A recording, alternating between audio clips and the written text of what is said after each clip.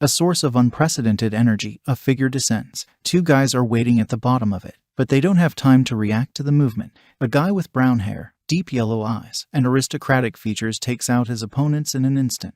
He curses under his breath, noting that his wound has reopened. On the neck of the hero is a decoration of emerald color. He recalls that he recently read a letter saying that if he didn't show up between noon tomorrow, then he should wait for the corpse of his student. The blonde man grabs the amulet, remembering the events of the past. He once sat on a throne and held on to this ornament as well. It was given to him by a disciple, but the hero did not understand the etiquette of worldly life, so he asked to take it back. The disciple, on her knees and clasping her hands in a prayer gesture, only noted that she was extremely lucky to become a personal disciple of the Celestial. She also explained that this is an offering for the invitation of the mentor, which expresses all the wishes of the student. The hero, after such words, got up from his throne and approached the girl, saying that she only needed to diligently learn from him the art of becoming a celestial, and the reward for her was to become a god. It will eventually become immortal. Events are returned in real time. The student is chained to a tall black pillar, along which scarlet cracks radiate in a chaotic manner. She has thick chains on her hands, and she quietly calls out to her mentor for help. There are many creatures at the bottom of this object. The hero lands on a rock nearby. He assesses the situation and does not rush into battle headlong. Downstairs, two people are talking to each other. One asks if Luo Wuji really will appear. The interlocutor only emphasizes that if the goal does not come, then in any case they will have a beautiful student on their hands with whom they can have a good time. The white-haired man realizes that he can't let his student die. He rushes into the crowd of enemies, shouting that they have wounded his student. Everyone present is shocked by Luo Wuji's unexpected appearance. They reach for their weapons, but it's too late. The hero gets rid of everyone at an incredible speed. The disciple continues to call for help, and the celestial asks her to hold on. He takes a careless step forward, and then a strange string of symbols radiates from his foot, which turns into a circle. Luo Wuji realizes that these are most likely the 10 violent arrays. A drop of water runs down his face, cold sweat, and in the next instant, a sinister energy pierces through him, causing him to spit out a blood clot. He falls to his knees, leaning on his sword, and the student's face changes. From a poor rabbit that needed to be saved, she turns into a creature that laughs hysterically. The chains that bound her all this time disappear. Luo Wuji holds onto his heart, already understanding what happened. The girl suggests that the mentor give his mantle to her. She points out that he has a cold personality, and he never valued the friendship between them, so he has driven himself into this trap that can only be used by others. It would be nice to see through it. The representative of the fair sex admits that she expected that for the sake of saving the student, he would fight despite severe injuries and show such extreme inattention. It really touched her. Luo Wuji decides to find out what she's up to after all. A golden bundle of energy forms at the tips of the interlocutor's fingers. In a split second, it appears at the forehead of a hero who can't move. The student asks to give her the heavenly cannon. In this case, it will give the mentor an easy death. The girl grabs a jet of blue energy, which shackles the guy's actions. She points out that otherwise, he shouldn't blame his student for not caring about the feelings between mentor and student.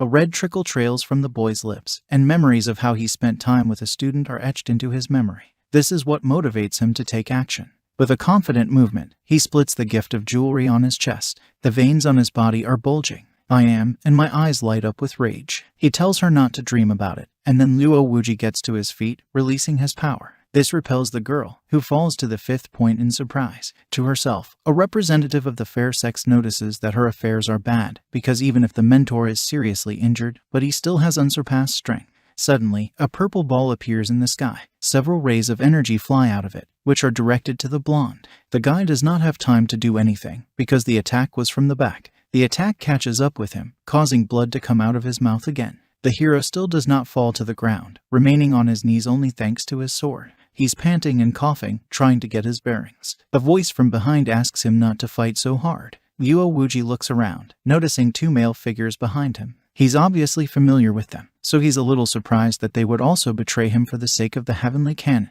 One of the unknown notes that under such circumstances, the hero does not need to persist in the desire to die. It is better to pass on the heavenly cannon with dignity, and they still remember the feelings of the old days, so they will leave the corpse undivided.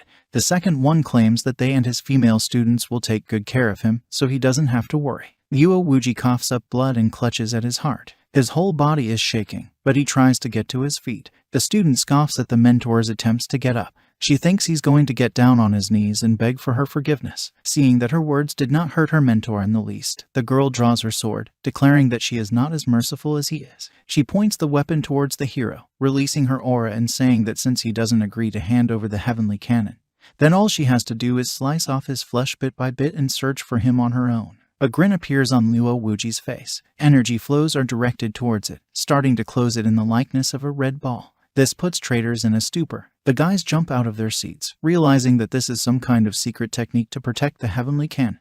They rush to suppress the hero's power, feeling that the situation is getting worse by the second. Luo Wuji notices that since the disciple is so eager to receive the heavenly cannon, she will have to take it from the underworld.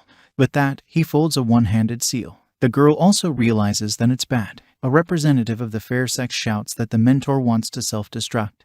But it's too late. No one present has time to react to the explosion, which destroys the entire environment within a radius of several hundred kilometers, and a powerful beam of energy rushes into space. From Earth, you can clearly see a bright flash somewhere behind Jupiter, but it is not clear what this phenomenon is. The hero opens his eyes. Everything is floating in front of him. He hears a voice that appeals to all passengers, asking them not to forget their belongings. The same voice says that the next station is Tongzhou City. After blinking a few times, the guy comes to his senses. He looks down at his left hand, realizing that he is not dead at all, but reborn. He looks out the window, marveling at the endless sea. Chapter 1-2. Inwardly, he notes that the inner cultivation has completely dissipated, but the heavenly canon has been preserved. He realizes that these are not hallucinations. Luo Wuji admits that he did not expect to be able to return to Earth again, and even at the age of 20. The hero quickly understands what he needs to do next. All he has to do is restore his internal organs, lay a solid foundation, and find some amazing magic seeds hidden in different parts of the world, and then there will be no one in the whole world who can compare with him.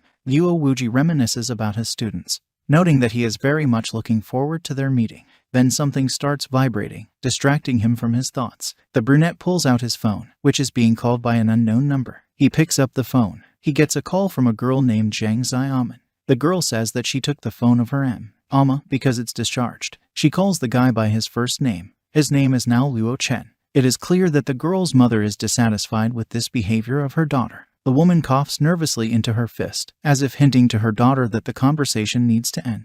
The girl also informs the hero that he should write a message when he will drive up, so that his mother and she come to the station and pick him up. After that, Luo Chen hangs up the phone. He remembers the girl's name, noting that he still has a score to settle with her. A grin appears on his face, and to avoid attracting the attention of the other passengers, he coughs into his fist. This action attracts the attention of a girl from the next row. She storms off, loudly asking him what he means. The dark-haired man inquiringly he looks at her, not understanding what she's talking about. Then the representative of the fair sex, folding her hands on her chest, declares that the guy is a real rude and that he should not pretend because she saw how he stared at their picture and then grinned. The girl's neighbor is a man with gray hair and a neat beard and mustache. He wears a black robe and looks a bit like a priest. The interlocutor continues to stand on her own. She wants to know what the guy understands, since he dares to grin. The girl hurries to explain that this is a rare piece of painting and calligraphy of the highest quality. Level up, so it's unlikely he's seen anything like this. The man asks his companion not to be so rude.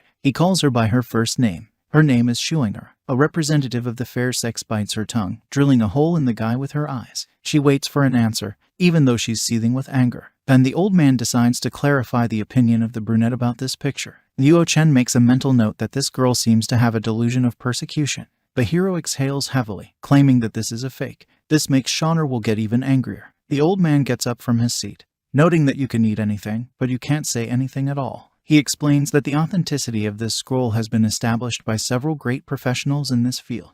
These words only cause a grin from the hero, who declares that if he says that this is a fake, then it must be true. The girl nods even harder in anger. She doesn't know who the guy thinks he is if he thinks everything he's said is absolutely true. She attacks the hero in anger, trying to throw a punch, but the attack does not catch up with Luo Chen. An invisible yellow barrier stops the opponent's fist even before it reaches the hero. This confuses the fairer sex, and the old man notices to himself that the inner strength has manifested itself from the outside. The white-haired man steps forward, asking for Schuinger stop quickly. These actions make the girl think. The man bows his head, asking for forgiveness for showing his bad manners. He notes that a high-ranking person forgives the mistakes of people below him, so the guy should not attach importance to what happened.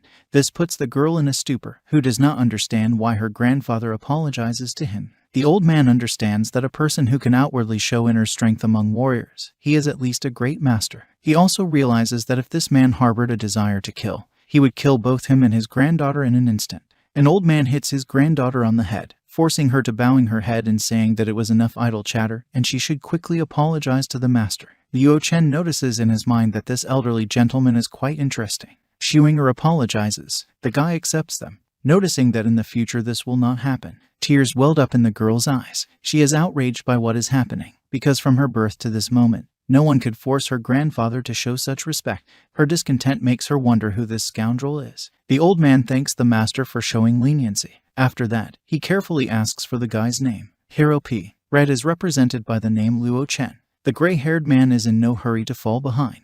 He hands the scroll to the hero, apologizing in advance for the rudeness and asking him to provide proof that this drawing is a fake. The dark-haired man takes the scroll, unfolds it, declaring that he will now prove everything to them. Luo Chen puts his hand on the scroll, after which the last one is torn apart. This causes confusion in the granddaughter and grandfather. They watch in surprise as the guy catches a few pieces of paper and puts them on the table. The old man hurries to find out what it is. The brunette also asks the interlocutors what is the difference between these three ink signs. The granddaughter and grandfather bend over them, beginning to study them carefully. After a few moments, the older man claims that there is no difference between these three signs, so he asks Mr. Luo to explain them in more detail. Luo Chen explains that there are two ink strokes, one of which has been overlapped by others, but the man can see that the ink mark is still the same, so he specifies what kind of drawing it is. Grandpa understands that this is a high-precision inkjet printer. The man was fooled. He gives the scroll to his bodyguard, asking him to take it away. Privately, he notices that this kind of high-precision seal, if it wasn't torn apart and placed in front of his eyes, even the best experts wouldn't be able to notice it. The old man understands that Mr. Luo was able to see this seal at a glance and provided proof. This only shows that he is definitely not an ordinary master. Luo Chen intercepts one of the bodyguards who is carrying a wooden box. The old man immediately understands that the guy liked this box. Grandpa is so ready to stand out in the eyes of the interlocutor that he is going to give the contents of the box to him just like that.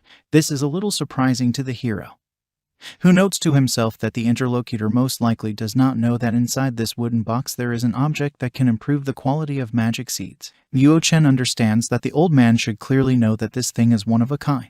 The guy quickly comes to the conclusion that the other person wants to get his favor. The brunette admits that inside this wooden box is an object that he needs, but he is not a person who likes to stay in debt, so he is ready to perform any service of the old man. The older man decides to be blunt. He pushes his daughter forward, asking Mr. Luo to take her as a disciple. The girl is at a loss. She doesn't understand why Grandpa does this, because she doesn't want to become his disciple. The guy also remembers the image of his student, looking at this representative of the fair sex. Luo Chen releases his sinister aura. He does not want to repeat his mistakes at all, so he asks the interlocutor to choose someone else, because if it is her, then he will not be able to fulfill his request. The older man immediately recalls the words of the brunette that he just promised him. The hero's words turn against him, falling on his head. Luo Chen wonders if it's possible for him, a reborn saint, to return his promise. Deciding not to take any chances, he decides to get out of the situation differently. It puts a condition that they should never refer to it as master, enough she will call him teacher. The old man slaps his granddaughter on the back, demanding that she quickly pay her respects to her teacher. A member of the fair sex seethes with rage, but still pays tribute to the teacher. Luo Chen realizes that he is just digging a grave for himself. The voice alerts all train passengers that they have arrived at Tongju Station.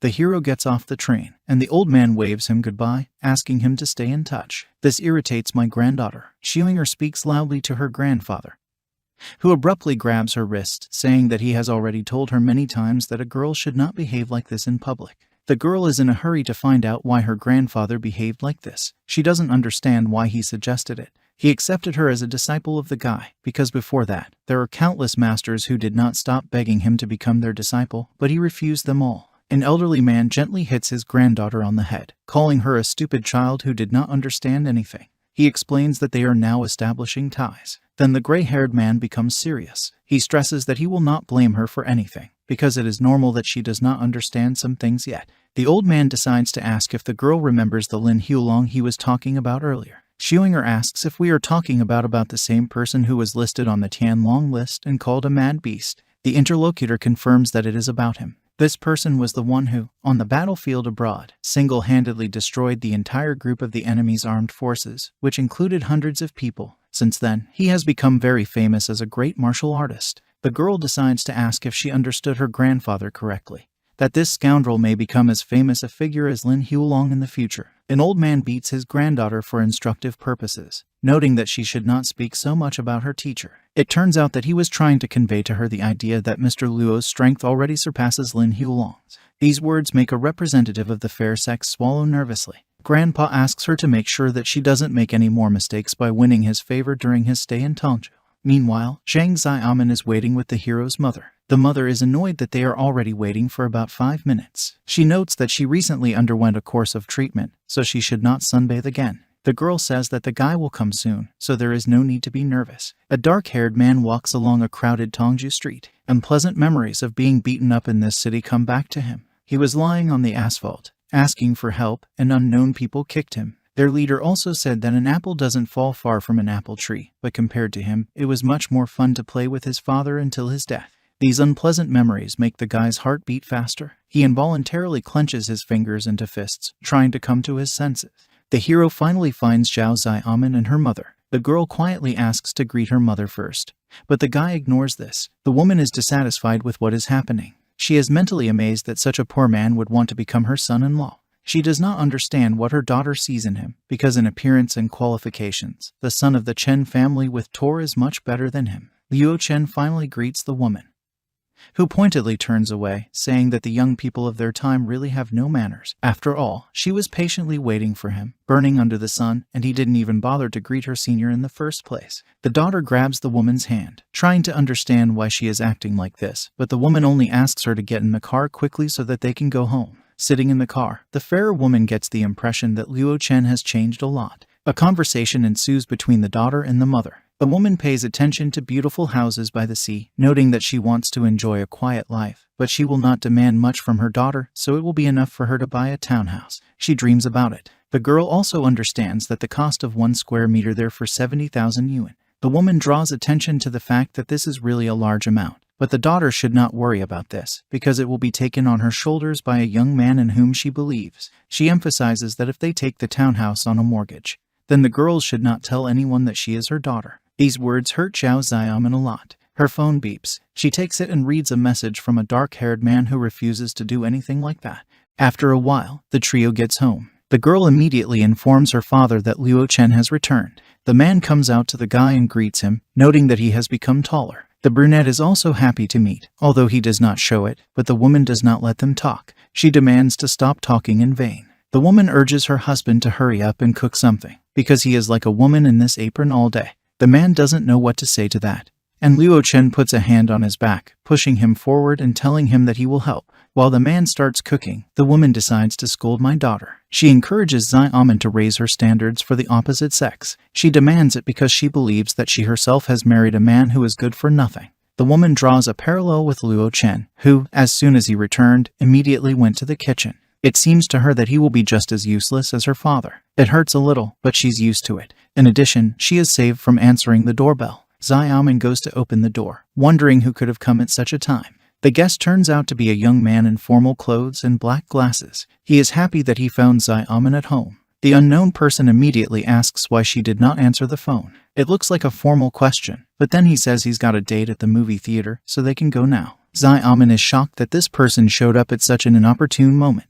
The girl tries to nervously close the door and gently kick the guy out, saying that she will have to refuse his offer because she is very busy today. The guest gets stuck in the doorway, asking to wait 1 minute. My mother intervenes in the case, who opens the door for little Chen. She is amazed that he has come, so she immediately asks what brings him here, and immediately after that, she suggests that he go inside so as not to stand on the threshold. Xiaomin tries to do something to stop her mother, whispering in her ear that they already have Luo Chen at home. Little Chen hands the gift to the woman. This is a perfume set that a friend brought him from France. The guy is always ready to bring such sets if she likes it. My mother claims that she likes it, although she is ready to accept anything if it is from him. Abruptly, little Chen's gaze becomes irritable. The two guys lock eyes. Luo Chen is completely calm, but but the guest is very annoyed by the arrival of another guy next to the girl. The latter nervously asks who is standing in front of him. In his mind's eye, he's struck by the guy's strong aura. The mother claims that this is a friend of Sai-Amon's from college. According to her, their fathers are friends, and the hero himself came to Tongju from the village to find a job.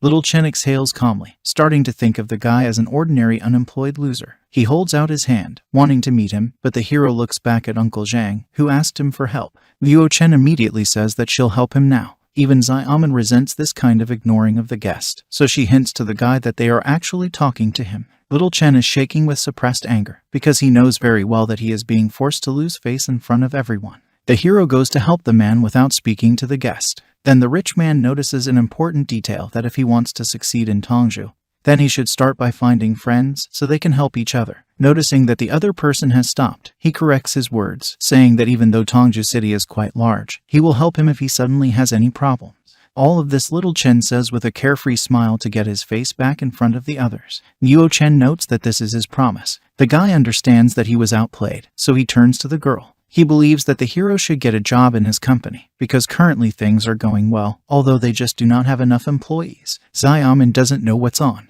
This is the reason why my mother intervenes in the conversation. She is amazed that the guy has already started a company at such a young age, and still works as a teacher at an elite school while taking care of her daughter in every possible way. The woman then turns to Luo Chen, saying that he has a lot to learn from Little Chen. A grin appears on the hero's face at these words. Energy passes through his hand without anyone noticing. Everyone sits down at the table, but the girl notices the strange behavior of her boyfriend, who goes somewhere. Luo Chen hides in the room while the rich man grins, thinking that the trash left so quickly because he couldn't keep his face anymore. At this time, a strange scarlet energy passes through the guy's collar, which the hero released before. Chapter 1-6. The hero goes outside. He takes out a cigarette and lights it with a lighter. Sai-Amon goes after him. What she's trying to say is that this is all a misunderstanding and that she and Chen Kao are just good friends. The guy only gives a short answer of consent. There's a look of indifference on his face that strikes her as odd. She notices in her mind that Luo Chen doesn't usually talk to her like this. A representative of the fair sex decides to lay out the whole situation on him.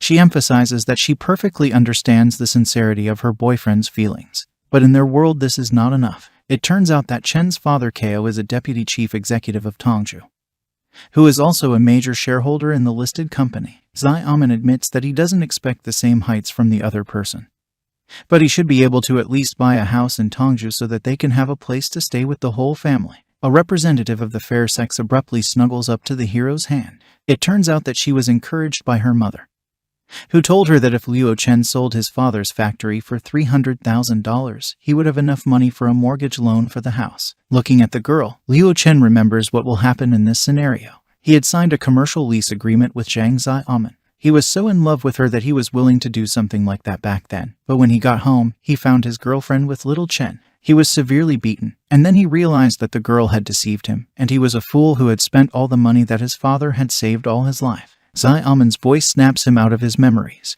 The girl invites the interlocutor to discuss this event with his father. The brunette also notices that they have nowhere to hurry, so he thinks that they should wait a little longer. With that, he pulls his hand out of the girl's grasp. Meanwhile, the girl's mother is very angry that Luo Chen has no manners, because he ran away before eating, and her daughter followed him. Little Chen tries to calm the woman down. He invites her to look at his gift so that she can smell the perfume. He gives her his word that she will definitely like them. His mother immediately begins to praise him, considering him kind, generous, and with a very meticulous way of thinking. She also scolds Luo Chen's gift for only giving her 2 tea bags. The rich man only agrees to this, calling the hero a very stingy person since he gave only some 2 bags. Then something dawns on Little Chen. His stomach starts to rumble sharply. The woman had already taken out a bottle of perfume. Noting that she had never used a high-end perfume in her life, she points out that if her friends saw them, they would probably die of envy. The guy is twisting so hard that he can't hold back anymore. Mom inhales the perfume, wanting to savor it, but instead he can smell the stink of Little Chen's fart. The woman vomits right on the floor, then loses consciousness. Sai-Amon notices strange noises coming from the next room. She assumes that something must have happened, because they were walking out of the kitchen. The door opens and a rich man enters the room, who reeks of a terrible stench. The girl covers her mouth and nose with her hands. She doesn't understand what that awful smell is or why it stinks so much, but she hurries to leave. Leave the room, because I'm ready to empty right now. The hero also asks with a grin how the victim's own smell is, because even a rotten egg stinks less than it does now. Little Chen realizes that it's all the fault of his rival in Xiamen heart. He wants to say something, but his whole body is shaking. He somehow restrains the urges of his body. The rich man begins to go to the hero, but the latter forces the pebble to come out of the asphalt, which is why the victim falls to the floor, starting to vomit. Little Chen gets the impression that someone has cursed him. Realizing that in the current state he gets nowhere, the rich man flees from the place of his shame, and Luo Chen only notes that this is a small percentage of what the guy owes him. After a while, the hero is going to leave the house to go to the hotel. Xiamen wants to give him a ride to the hotel, since it's only his first day here, and they can also discuss buying a house on the way. Her mother spoils everything. She is still in a bad way, so she encourages her daughter to take care of her, because she is in a terrible state. The girl tries to stop this conversation, but the brunette only finds an excuse under which he can go himself. She wants to object, but she doesn't have any arguments. Outside, Luo Chen receives a message. A student writes to him and wants to know where he is now. She also informs him that his grandfather has already booked a hotel for him, and she will pick him up right now. Chapter 1-7. The hero walks through the crowded streets of the city at night. He is stopped by a man smoking a cigarette. He immediately notices that the guy is a stranger, so he offers to drop him off. Luo Chen says that he is not interested, but the man stands his ground, noting that it is difficult to find a taxi at such a time, and his original fare is 20, almost like a taxi driver. As he does so, he puts a friendly hand on the brunette's shoulder. The hero throws off the taxi driver's hand from his shoulder, repeating his refusal in a more rude form. The man spits on the asphalt, calling Luo Chen a beggar. Then an expensive car pulls up to him, in which a beautiful girl is sitting. This is Shuinger. He apologizes for being late. The hero says it's okay and just gets in the car. The taxi driver begins to seethe with anger, calling the boy a show-off. The girl clarifies whether to teach that person a lesson, but the brunette assures that this is not necessary, because he has more serious problems, so they do not need to interfere. The taxi driver lights another cigarette, swearing at the fucking rich. At that moment, a hand falls on his back. A beautiful girl with pink hair and purple eyes can make any man fall in love with her. She wants a taxi driver to give her a ride. He agrees nervously, drooling. Shuinger, on the other hand, looks closely at the driver, not understanding who he is talking to, because there is definitely no one next to him. The hero also reports that the man will soon die. This causes a stupor in the student. At the same time, a taxi driver goes to Panlong Bay under the guidance of a girl who changes her face. Luo Chen says that this is a big world and there are many things in it that are difficult for an ordinary person to understand. But one day, she will be able to see them for herself. Shuinger listens carefully and doesn't interrupt the teacher. After a while, they find themselves at the Tongju Grand Hotel. The hero appears on the couch in the lobby. The girl puts on the table a key card from the presidential suite with a 1-month rental period, as well as keys and a contract for the car they arrived in. She happily asks the teacher to take a look at it. Luo Chen picks up the documents and starts studying them. One of them is a pledge of shares, so he immediately specifies whether they want to give him the company. The girl says that the Yi family has a lot of property in Tongju.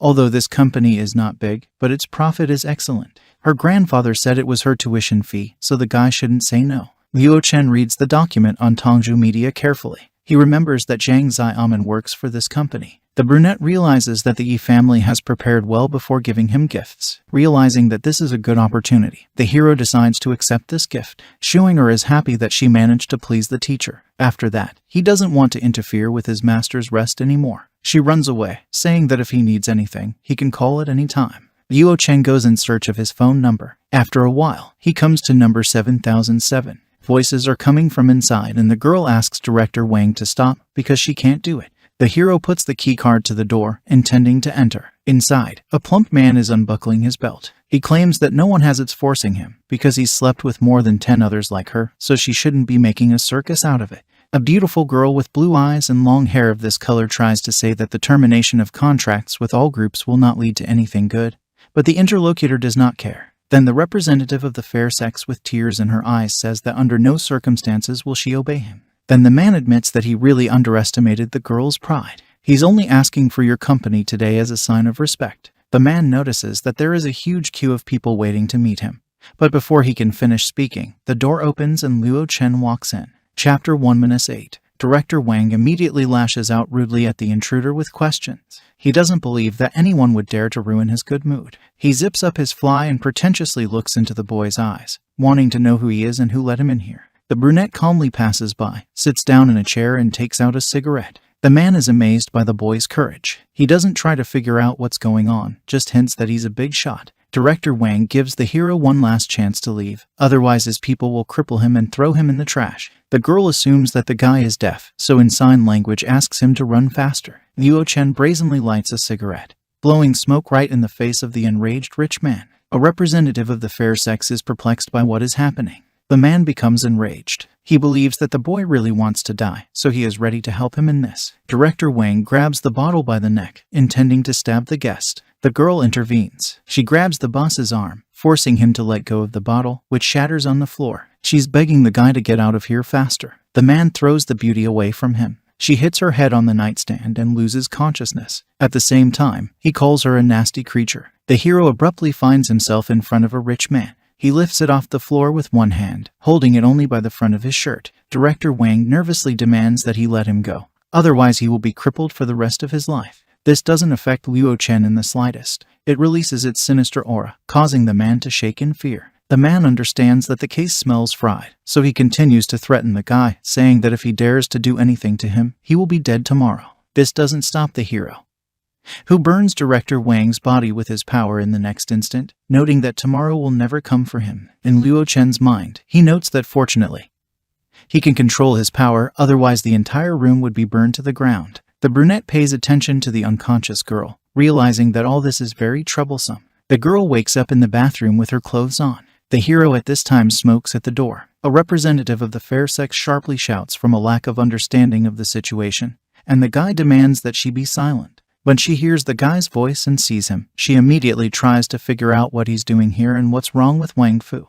The brunette says that this does not concern her, so when the drug ends, she will immediately leave this place. This causes even more bewilderment in the interlocutor because she does not know. See, what kind of drug we are talking about. Luo Chen says that she is under the influence of a certain drug, the effect of which will disappear in about 15 minutes. This causes the girl to start shaking with fear. Noticing the strange reaction of the interlocutor, the hero notes that he will not repeat it twice. The girl burns with shame, mentally horrified by this attitude to herself. Chapter 1-9. The girl comes out of the shower, covering her body only with a towel. She looks at the chair where her rescuer is sitting. It's hard for her to believe that this guy could handle Wang Fu, since he looks like an ordinary student. She wonders what methods he used. Luo Chen also reports that the girl's time is up. She remembers what he said about the drug, and then she notices that it was so good in the shower that she completely forgot about it. She says it's late and her clothes are in tatters. A representative of the fair sex thinks that he is not, so he was too cruel to send her away.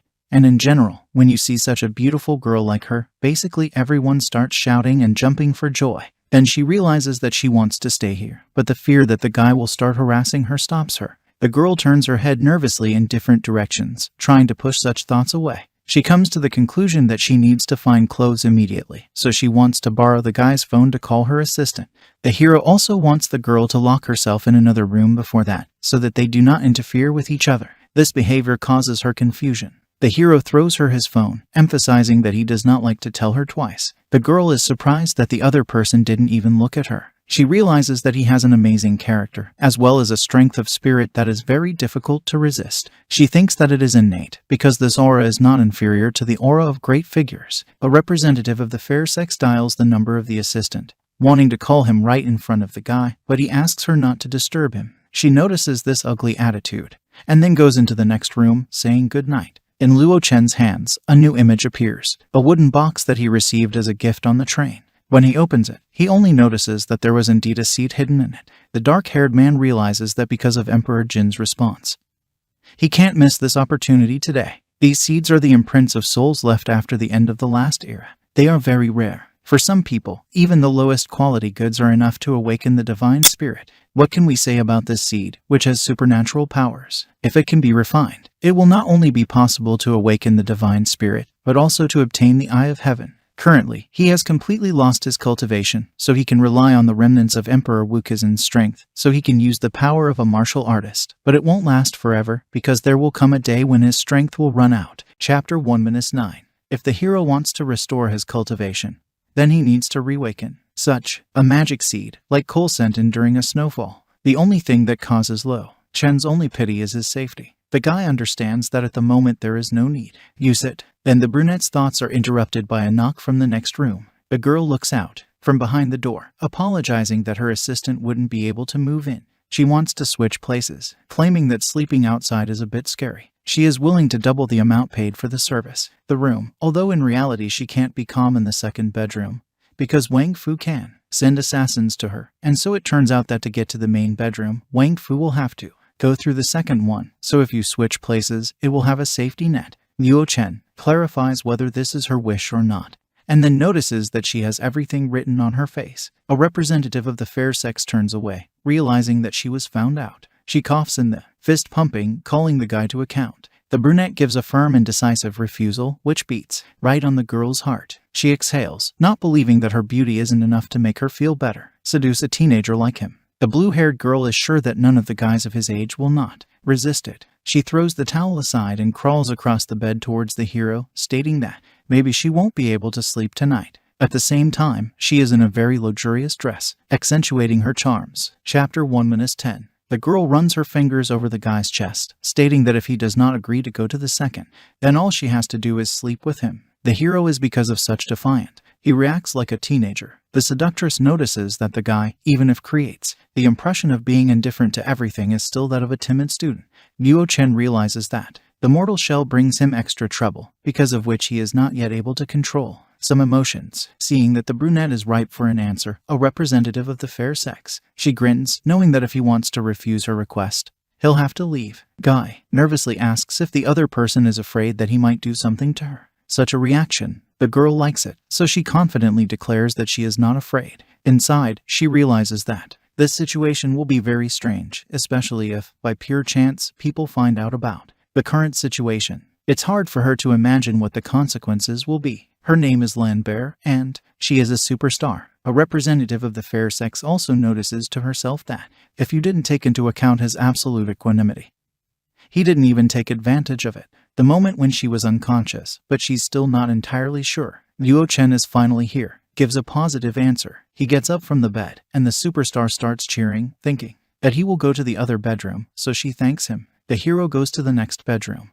and then returns a minute later to the main bedroom. Fallow dear. Bear looks back at him blankly, and the dark-haired man has brought her a hairdryer, demanding that I dried my hair and didn't wet the bed. The girl blushes as she accepts the gift. She thought to herself, I'm amazed at how attentive he is. As she flies around in her thoughts, Luo Chen climbs under blankets, declaring that he was sleeping, and that she would not disturb him. After a while, the superstar and go to bed yourself. She wakes up at 3 in the morning, not understanding why things have turned out this way. Exactly. The girl clearly did not want such a result, so she is very nervous and twitches in the dark. Beds. The hero wakes up only in the morning. He takes a sitting position, noting that his head is splitting. Luo Chen looks around, noting that after a bad dream, he simply has unbearable sensations. He's not. He finds the girl next to him, but notices several business cards left under the pillow. The hero picks them up and reads the contents. Lambert asks for forgiveness because she has on her hands only 800 in cash. This may not be enough for the room fee, but it will be enough for the initial payment. After the final payment, the balance will be forwarded to him. She left her contact number on the business cards. This girl arouses some interest in the hero. He gets out of bed and gets dressed, then takes the documents for the Tongju Media Company. The guy decides to go there first today. Luo Chen is sitting at the table. A young man brings the documents to him. He says that's all. Transfer documents to the company, so you just need to put the last signature. Hero. It does this immediately and returns the documents to the subordinate. At this point, the phone starts ringing. It's Zai Amin, who is in a hurry to find out if he's up. The guy gives a positive response and then clarifies what is the matter. The student asks where he is, because already it was almost 9 o'clock, and there is no way he could be late. It turns out that she recommended it. Send your resume to their company, and if something goes wrong, it will be them who will be in an awkward position. The brunette says he'll be there in 10 minutes. Then a representative of the fair sex asks him to call first when he comes up, and not to come right in. Zai Amin approaches from behind. Colleague. She pokes her in the shoulder, then asks if her boyfriend will come to them today for an interview. The student gives a positive answer by hanging up the phone. Interviewee. A little surprised, because the person who took a fancy to their Zai Amin should at least to have personal property worth 10 million, so she clarifies why it is necessary. Gets a job in their company. Another girl intervenes in the conversation, who is clearly, I'm more knowledgeable than my colleague. She says it's about $10 million. He's a poor boy from a county town who used to study at the University of St. Petersburg. Go to university with them. Then the first girl doesn't understand how Zai Amin is with such Beautiful external data could choose such a person. The girls start a conversation next to Xiaoman. One of them notices that she has already recommended it for a long time. A friend to break up, because she is from completely different social circles. The other one says that during the university, the difference in their status was not so much affected, but now it is. It's getting bigger and bigger. At this point, the hero enters the room. He greets a girl. The other one jumps up, not understanding why he just walked in. One of my colleagues clarifies whether the person in front of them is a young man named Zhang Xiaoman. The hero gives a calm positive response. The girl looks down on Luo Chen, noticing to herself that he's very shabbily dressed. This convinces her that Xingxin's words about poverty were true. The latter also suggests that the hero brazenly relies on Xiaoman's help and connections to find out. Then she asks if she's sure it's right for her. Luo Chen notices that this is personal business and it has nothing to do with them. These words infuriate Xingxin. She sees it as an affectation, coolness that is not backed up by anything, so it focuses on the fact that if not Xiaoman, even if he came to work as a toilet cleaner, Tongju Media Company, I wouldn't have hired him. Another person intervenes in the conversation. It turns out to be the director. The company. The girls bow their heads, and Xingxin runs up to him, wondering what he did yesterday. The man says he was at the car dealership to make an advance on what she asked for from him. The result of this was the purchase of a car worth more than $1 million without any restrictions. Preferential terms. He hands her the keys to a brand new car. Everyone is happy for her friend, but Xiaoman is darker than a cloud. She feels bad about what happened. Director decides to throw a party in a big company. He wants the entire department to be there. Here it is. Notices the hero standing quietly behind Xiaoman. Xingxin speaks quickly and briefly about the guy. After that, the man introduces himself. He is Zhang's sales manager. Hi. He was in the HR department, and from now on, he works in their department. He calls the guy boldly. Contact them if you don't understand something. Luo Chen gives a short answer. A man doesn't. He understands how such a poor man could attract the attention of the beautiful Zhang Xiaoman. He decides. Teach him a lesson. The manager notices that even though he is only working for their company for the first day, he is still working for them. Still, I have prepared one task for him that will allow him to get acquainted with their profession. He has one big client, and their company wants to find the person responsible for creating it. A favorable image. Prior to that, she had negotiated with them about several artists, but that was all. They were not successful. Let's hope the new guy can sort this out. Oh, those present are seriously tense because of this. Everyone had problems because of this. A large client, because they have a lot of complaints, and they really like to complain. Considering business, the brunette understands that the price offered by the client is very high, and it would be convenient for him. Get some cash. The guy decides to take this job. Chapter 1-12. The girls in the company who have turned on Luo Chen know that he is still a naive fool. After all, this client has already issued an ultimatum for a long time. If he is dissatisfied with this project, then cancels your order. The headmaster says he likes guys as brave as he is. Man gives him until noon to find a celebrity and provide the client with a project. However, if this project is not signed, the losses will be deducted from his salary. The hero understands why to wait until noon, because he can find the right person right now. The words cause first bewilderment in all those present,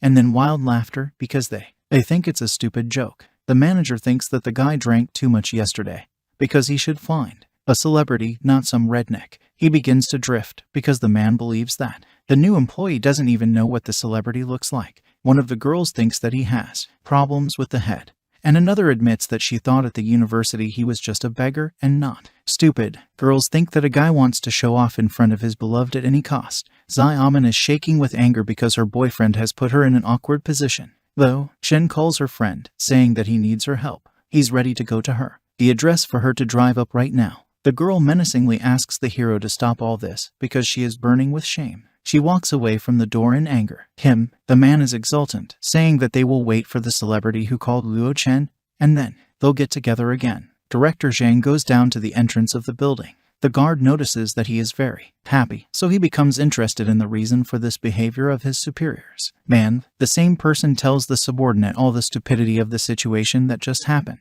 It counts the new kid to the feeble-minded. The guard laughs at this, supporting the opinion that the guy has trouble with his head since he brags so much, although unlike the boss, the guard doesn't. Discards the option that the new guy didn't lie. He understands that there are too many people in society. Different people, so this may be true. The director also notes that if there were such connections, then it would not make sense for him to come to them and work as a farmhand, and if the guy is still If you bring a superstar, he'll stand on his hands and eat shit. An A1234 car pulls up to the barrier. It has a temporary license plate, and the driver asks for permission to enter. The guard approaches the door to check who the car arrived at. The girl takes off her glasses, and everyone recognizes Lambert. She wants tell her that she's with that boy, but quickly realizes that she doesn't know his name. Director Cheng is shocked by what is happening. At the same time, Xiaomin starts a conversation with the hero. She's trying to figure out what it all means. The girl thinks that the guy specifically wants to embarrass her. Luo Chen elaborates on what he is doing to shame her. Then the representative of the fair sex declares that he'd really disappointed her. She thinks that she knows the guy well, so he just has a lot of fun. There can be no such connections to sign a contract with a star. Xiaomin, like everyone else, believes that her boyfriend says such inappropriate things for the sake of his coolness. Then the hero decides to clarify why the girl did nothing when the guy surnamed Zhang. I dug a hole for him. This only infuriates the interlocutor more. Meanwhile, down below, security guard tries to contain the flow of superstar fans who want to get an autograph from your idol or take a picture. The manager still can't believe his eyes, because reality and the words of the subordinate do not converge at all. Xingxin also notices that the superstar, he doesn't even know the name of the person he's looking for, so it doesn't have to be Luo Chen. Let's hope it's just a coincidence. To the office where Xiaomin is trying to tell you off. Her boyfriend, Lambert, enters. The girls make eye contact, and then the superstar notices the hero. Xiaomin recognizes the girl as Lambert. She is in shock from what is happening, not understanding how this is possible. The brunette asks the guest to sit down. He suggests that she look up the requirements of the client, and if it all triples, then tell him the price. The superstar is a little surprised by this. She thought that the other person was just looking for a reason to meet. Or maybe he really called her by her first name. Business. A representative of the fair sex sits down in a chair, noticing that since yesterday, but Wang Fu never looked for her. She assumes that the hero has connections at the top, because otherwise, given Wang Fu's vindictive nature, there was no way he would let it go. The girl confesses that I wished I'd asked for his number this morning. She also understands that once they have business connections, then she doesn't have to worry about getting close to him anymore. Dark hair clarifies how she arrived so quickly. The superstar says that when he called her, she was just, I was not far away, so you can say that this is a kind of fate. Xiaomin watching over, but this conversation, trying to figure out how the two met. It suggests that they can, being from the same city, but she quickly dismisses the idea because it sounds like something out of place. Unrealistic. Lambert suddenly turns to Xiaomin. She asks her to close the door because that it's too noisy outside. Indeed, there is a crowd of fans at the door who are eager to meet your idols. They are held back by only one guard, who asks them to wait. After all, Lambert is currently discussing a business proposal. A crowd of people gathered at the entrance to the room. Employees begin to discuss what is happening. One of them doesn't understand what's going on, because everyone went crazy after he came back from breakfast. A friend of his tells him that a new employee from the sales department brought Lambert here, and now they sit in the sales department. The first one will immediately recognize one of the most popular stars. The other one is the same. Notices that recently she starred in several films in the main roles, each of which they grossed over $2 billion at the box office. The third guy notices that really, I didn't expect that their sales could become so large. Director Zhang tries to squeeze through the crowd. He encourages his subordinates to stop crowding and start working. Him and himself. It's interesting to see what happens there. Then Xingxin appears from behind and abruptly prescribes to her man in the face. At the same time, Xiaomin notes to herself that Lambert, just an unbearable star. She didn't expect her to be bossing her around right in front of Luo Chen. It hurts her reputation. The superstar agrees to become a representative, so she informs the hero that her agent will contact her in a short time to discuss priority dates. Luo Chen immediately clarifies about the fee. Lambert says that if the guy promises her something, then you won't have to pay. This surprises even the hero, because of what he is doing. He hastens to clarify what he has to promise. The girl wants to invite him to dinner, and he will. I must agree. The brunette agrees to these conditions, and then sees off the superstar. Get in the car and is about to leave. But before that, she says goodbye to the guy, asking not to forget about your promise. The girl already knows that Luo Chen can't escape from her. As soon as she leaves, the hero is approached by a trio of colleagues. Each of them is ready to tear up the other just to help him with the project, because they want Lambert's autograph. Director Zhang doesn't understand why the new kid has such a relationship with a superstar, because the latter didn't even know his name. Xingxin thinks he did all this on purpose. The man should not be angry, because most likely Luo Chen is fooling Lambert. These words, they only make the manager angrier. He suggests that the girl herself tried to deceive such a person. Because fooling people's heads is her skill. The girl offers to search, a reason to fire him, and the man notices that this is a stupid idea because today all the work is done. The company found out that he had resolved an issue with a large client. If he shoot him out now, then he would be the one to kill. Your reputation will fall below the baseboard. The man decides to deal with this issue differently because a new employee on the first day of work no longer shows respect to his manager, so he can't let him get away with it. He wants Liru to call Kai to teach the boy lesson. The evening comes, and all the employees head to the party, which will be held in the largest entertainment center in Tongju is Villa Hayes. The hero keeps his own equanimity even at such a moment. Two girls behind him are discussing the master's act. Zhang, after all, this corporate event is clearly going to cost several $100,000. My friend admits that. Before, all she could do was glance sideways in the direction of this building, but she'd never been able to see it. I dared to enter. Luo Chen is curious about what's going on. He wants to get to know you better. Employees of the company to see if there are any people who can be used. The manager is approached by a pumped-up man together with a girl. This is the same Kai. They exchange a couple of phrases. It turns out that the jock works for the bio. This is the boss of the underground world. Tongju, Director Zhang admits that the other person is very cool. Kai wants to meet you, an interesting person who joined their department today. The interlocutor points to the hero, saying that this is the boyfriend of their company's beauty Zhang Xiaoman. Kai goes to get acquainted with a closer brunette. Luo Chen notices Wang Kai. He doesn't understand what this madman is doing here. The last one, she approaches him, asking if he is Luo Chen. The hero attentively looks at it, after which, asks if they know each other. Taking silence for a negative answer, he asks the interlocutor, don't block his path. After that, he pretentiously passes by it. Kai also notes that the kid was pretty brave. He wonders if he'll be just as cool. A little bit later, Xingxin notices that Luo Chen has already provoked Kai. Director Zhang notes that it will be very interesting. The celebration begins. Kai congratulates his friend on the purchase, a new car. Xiaoman still decides to ask how her boyfriend met Lan Bayer. The brunette claims that it does not concern her. This makes the girl more angry. By noticing, since most people are already full and drunk, Kai suggests that we go upstairs and have a little fun. Have some fun. Zhang doubts this, but the other person points out that this room belongs to the owner, Bio, so he knows everything there. All the manager has to do is bring Luo Chen to him, and he'll take care of the rest. They go up to the top floor, where a huge bunch of people are gambling. Kai says that in the outer zone, the upper limit for open chips is only 1,000, so there are not many people playing here. But in the inner zone there are no restrictions on chips. That's why it's so much more interesting. Xingxin notices that Kai is well versed in this. The latter's companion claims that they go to play every weekend, but this is their first time together. Enter the inner zone.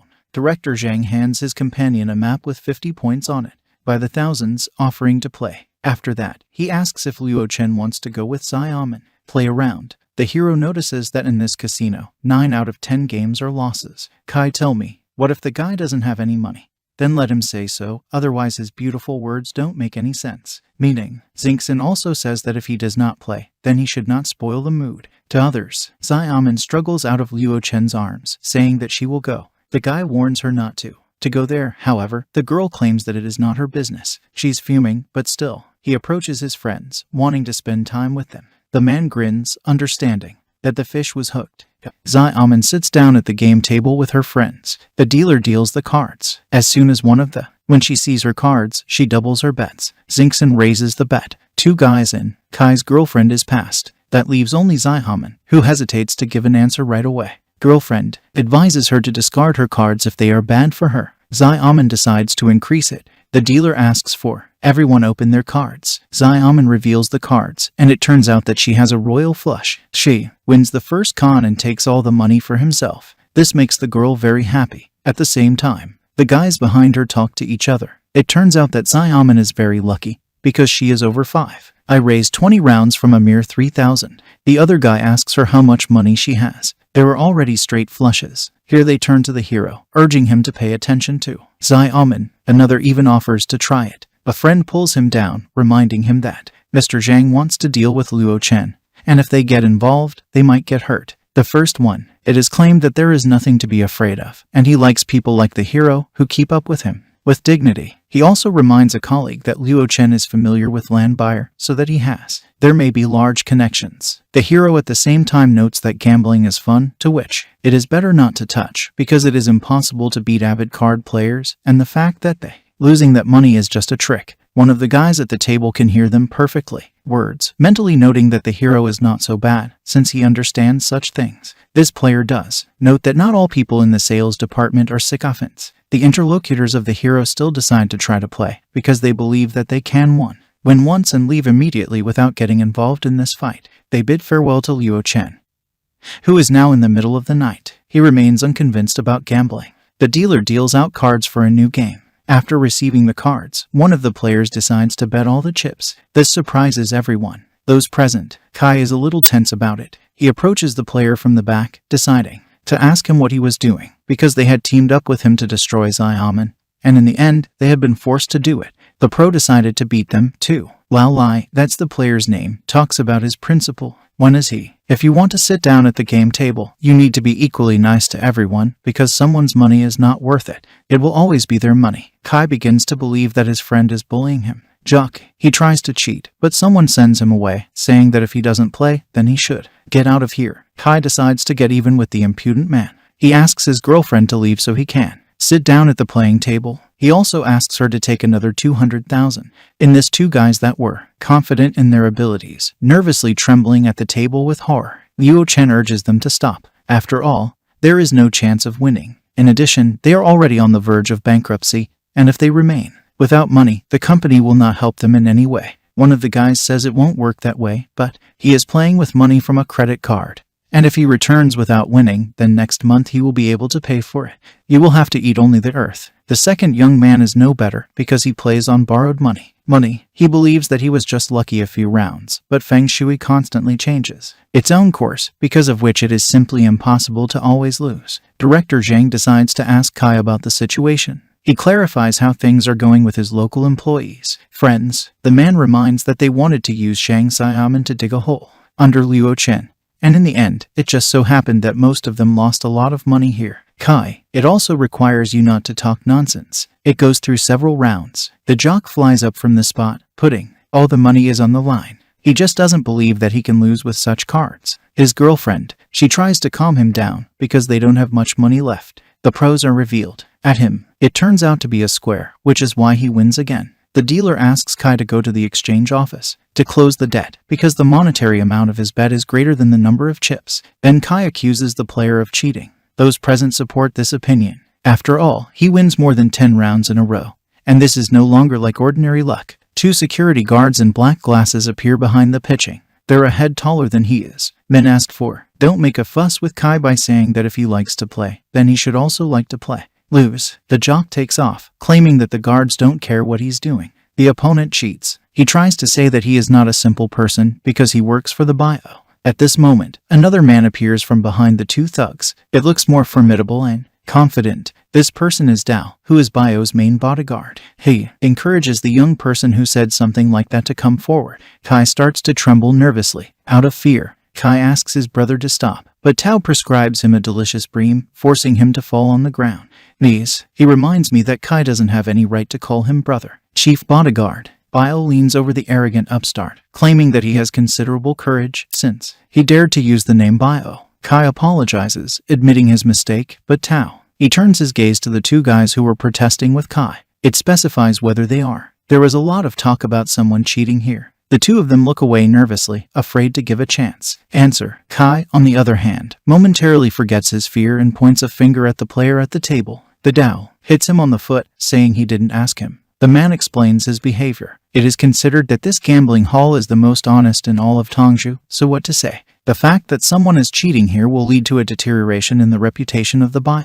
Director Zhang. He says it's just a misunderstanding. Dao sits down at the counter, saying it's not up to them to decide. He takes a seat at the counter, claiming that he will be watching Lao Lai to ensure that he doesn't dare to play dishonestly. If they are sure of their words and prove them in practice, they will be returned, the entire amount lost, and the case can be considered closed. Two guys who got up to their ears in debts notice that they have lost every penny. The bandits' eyes sparkle. Anticipation. He is ready to lend them money, but they will have to return it 3 times more. 2 guys realize that it is almost impossible to win 3 times as much, and Dao wants to make sure that they dug their own grave. The man also specifies whether they want to play or not. At the same time, he crunches his fists threateningly. These actions give them the creeps. Come forward, Luo Chen, asking, lend him 100 grand. Zai Aman thinks that her young man is crazy. 2 guys trying it out to dissuade, and the hero only says that you just need to recoup. Tao clarifies whether you understand the interlocutor that he will have to return 300,000 to him instead of the 100 borrowed.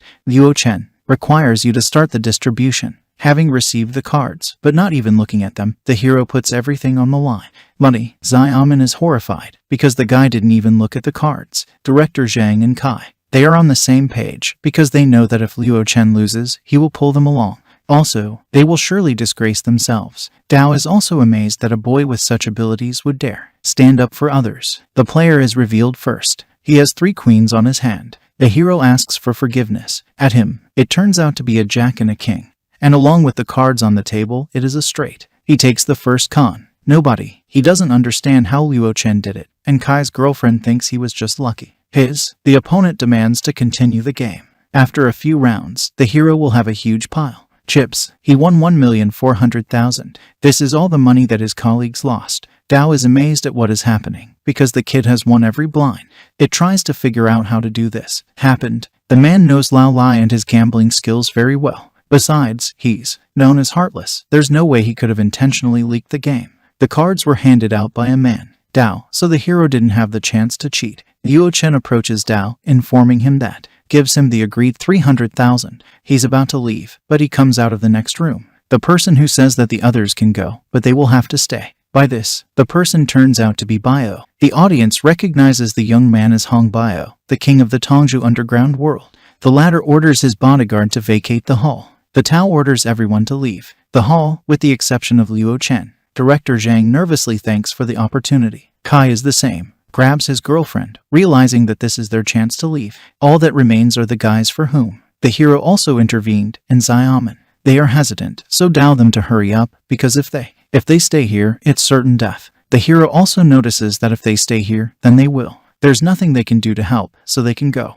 The first person who decides to go is the girl who leads away. Follow the guys. They descend to the first level of the Villa Hea's underground car park. Guys, I don't like what they did. They can't be considered loyal friends after this, after all. Luo Chen stood up for them. Zai Aman also says that they had no other choice, because against them. Still, Hong Bio made a speech. Guys take this into consideration, realizing that they can only hope that the hero will be alright. The hero decides to find out if the other person really wants him to stay here. Bio lights a cigar from the hands of a subordinate, after which he asks the guy not to worry, because he is just interested in his card skills, which is why he wants to chat with him. Luo Chen says he has nothing to worry about. Talk to him. Tao is blown up, not believing that anyone dares to talk to him like that. His boss, Bio, stops him with a hand gesture. He notices that since the interlocutor is so, if it is straightforward, then it will also speak directly. They give the hero a choice. Either he works for him, or he'll leave him with nothing. The last words make Luo Chen laugh, and then he notes that there is no one here who can do such a thing. The words sting Bio, but he doesn't mind. Decides to specify whether the other person will work for them or not. The hero is surprised. After all, not. He understands who Bio thinks he is to demand this. The king of the underground world is blown up from his place, noting that the interlocutor does not appreciate him at all. Good attitude. In a word, he unleashes on the hero of the Tao, which has long been impatient. Luo Chen, on the other hand, sees through the attacker's soul. He tells us that Tao is covered in blood and other people's souls, and his hands had taken many lives. Before these words, the criminal moves, confident, but he has some hesitation. The hero notices that Tom finally became afraid. The dark-haired man is behind the enemy's back in an instant, declaring that he should be remembered in the next one. I know that in this world, not everyone can be contacted. The Tao assures us that in this world there is no one who would dare contact him. He notices that Luo Chen is behind him. Bandit, prepare to stab him with a knife, but the hero turns out to be the first. He decides to return it to Tom. The same words, so with a swipe of his finger he drives it into the playing table. Mentally, a former immortal notices that Emperor Wuji's breathing has weakened a bit again. He understands that before he will find suitable seeds, he will have to use it sparingly. Other security guards, they fall into a stupor because the guy dealt with their leader in one blow. another man. He notices that Luo Chen is definitely a top-level martial artist. Bio same. He orders his subordinates not to panic, because even the master has his own limit and they have a lot people, so they'll just take it in numbers. Bio, on the other hand, nervously searches for a contact on his phone while he's waiting for it. People attack the hero in a crowd. Mentally, the king of the Tongju underground world understands that they had stumbled upon the master in a very inappropriate place, so they should call immediately reinforcements, because if everyone found out about today's events, he wouldn't have any more opportunities to do business in this city. Bio puts the phone to his ear, listening to the phone calls. Beeps. He bites his finger, knowing that his men won't last long. After a moment, he realizes that for some reason it became very quiet. He looks up and sees the hero, who clarifies whether he got through.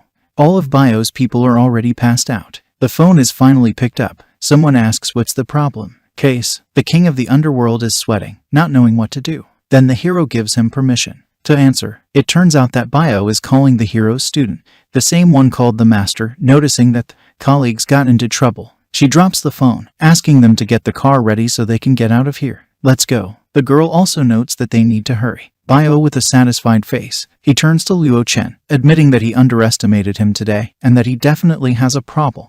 There are abilities, but he should not assume that relying on his dexterity he will be able to. Being headstrong in Tongju, the king of the underworld declares that soon there will be people here, the ones he called, so even if there were 10 of them like him, he still wouldn't know. I won. The hero shows no interest, only asking them to hurry up so that they can speed up. Mentally, the interlocutor is indignant. He wants to recruit someone else, but tells the hero to wait. People are very bored. Luo Chen abruptly leans over the guy, causing him to drop the phone and offering to play something before they show up. The brunette clarifies whether the interlocutor knows what about the game 1000-7. Meanwhile, too, a student arrives at the gambling building along with Master Yu. The latter asks why. Security guards, what is happening in the casino and why they are not inside. The same ones say that half an hour. Lai Bio ordered them to clear the hall, so they went out. Master Yu slaps him in the face, calling him master. A blockhead. They take the elevator to the desired floor. As soon as the doors open, you will see they are presented with an unpleasant picture. Several dozen guards are lying unconscious. The man wonders who Bio has offended this time.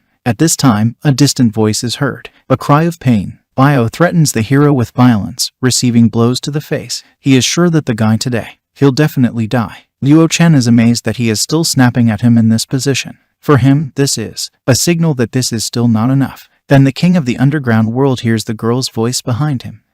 Tears welled up in his eyes as his sister came to his rescue. Bio is happy that the master, Yu, is also here. He asks them to save him faster, and the girl recognizes the attacker as her own. Teachers. Bio already believes that the hero will die today. He points out that Luo Chen is not as special as the other one. Same Master Yu. The guy wants to say something else, but the girl prescribes him a strong bream, does not, knowing how he dared. This is baffling to Bio, a representative of the fair sex. The same asks for forgiveness because they failed to properly track their dog and thus insulted the teacher. At the same time, she bows her head in a respectful bow. Then it comes to Bio that this young guy is my sister's teacher. The girl orders a subordinate. Open your eyes and listen carefully. She introduces her teacher and dear family guest. The student also notes that the teacher personally saw her grandfather, so the Bio should go to him. Address him as Mr. Luo. Bio falls to her knees, begging for forgiveness. He admits he didn't know who I was dealing with and insulted him. The guy also asks Mr. Luo for leniency. Luo Chen passes by, shooting a piercing glance at Bio, who is already beginning to behave.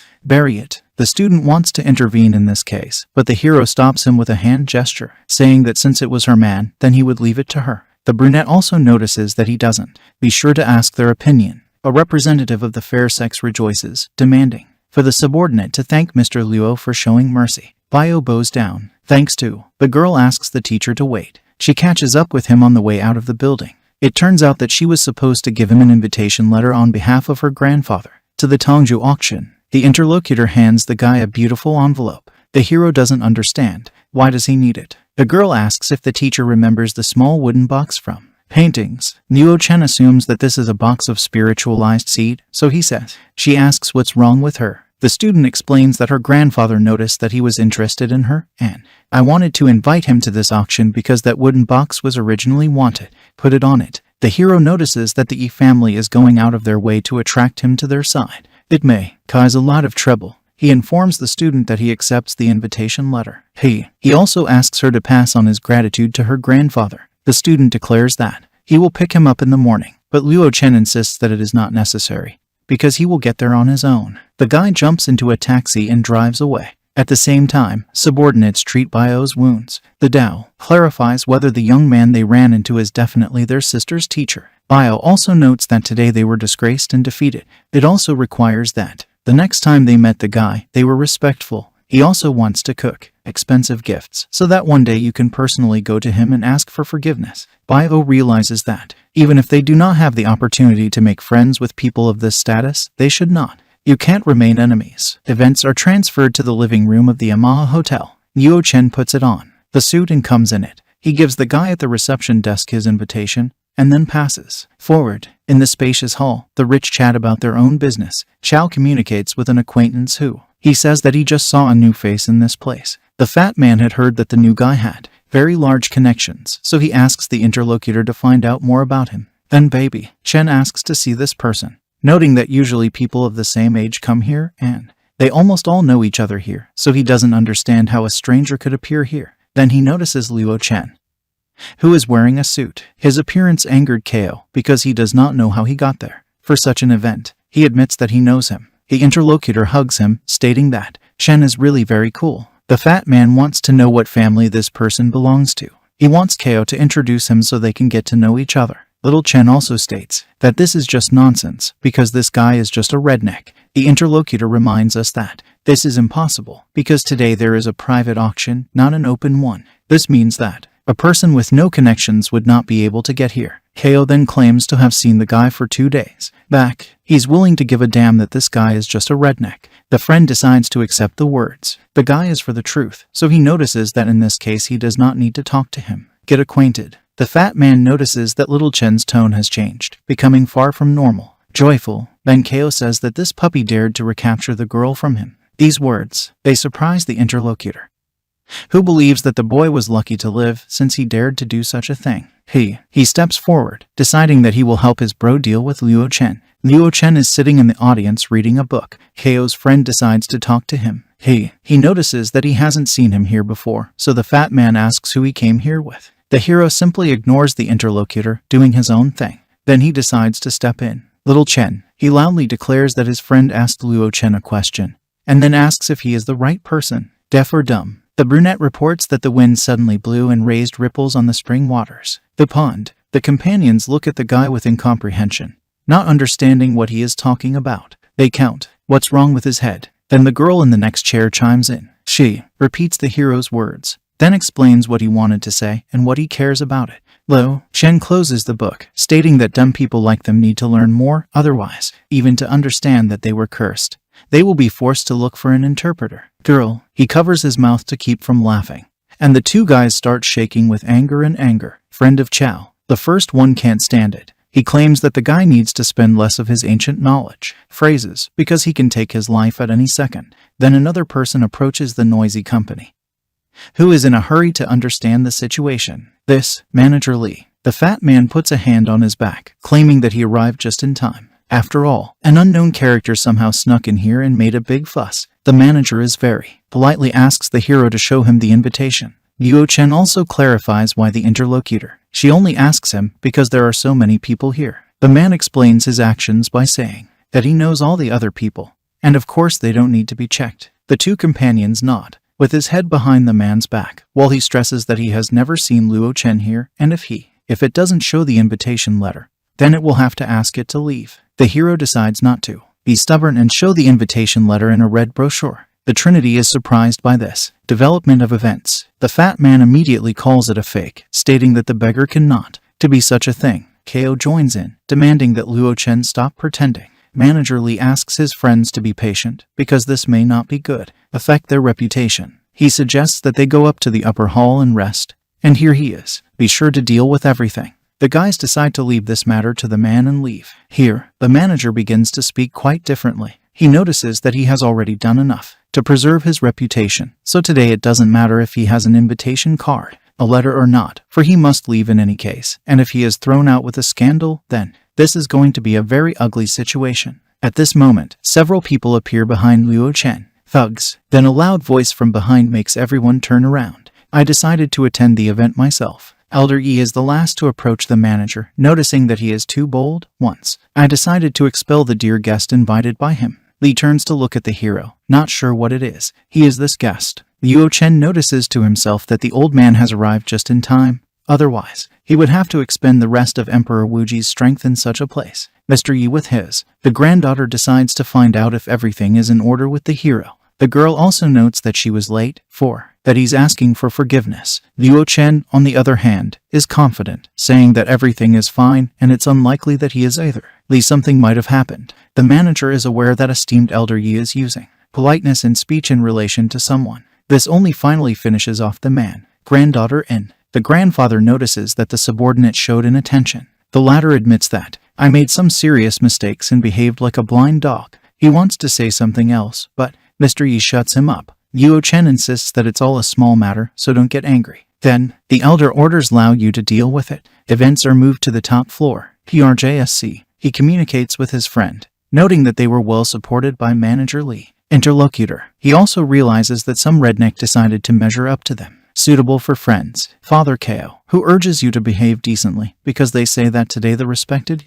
I invited one guest, so he asks me to look him in the eye and promise that they won't show up to anyone. Be rude. Seung says that he's not such a fool, and they all know esteemed Yi, so they can't help it. They can't provoke his people. Also, the kid thinks that given their position, esteemed Yi should also show them some courtesy. Then two men approach the trio. They immediately clarify who they are. At this point, someone from the outside is ordering to throw out Trinity from here. This confuses them. The father, son, and fat girl are forced into a separate room, from which there is only access to the street. The man orders them to get out of here, but the guy's father decides to find out from the head of who in. What's up? The other guy just slams the door in his face without explaining anything. Chow is trying to find out from the father what happened, but the man prescribes a strong bream to his child, sharply, asking who he had insulted. A man has been part of this society for many years, and for the first time, so disgraced. Ko also recalls recent events. He realizes that they don't know anyone. They also insulted Luo Chen.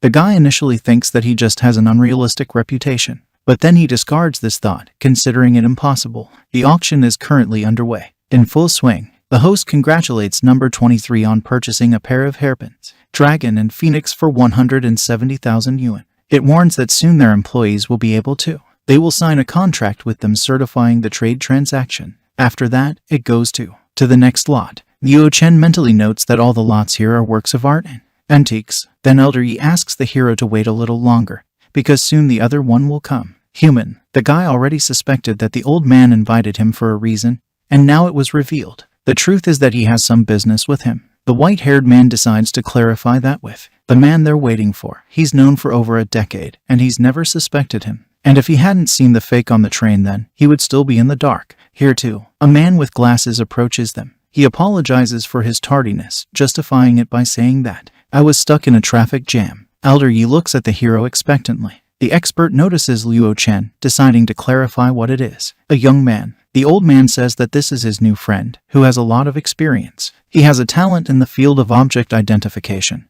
and today he has the opportunity to take it to this place. The man grins inwardly, thinking that respected Yi is out of his mind.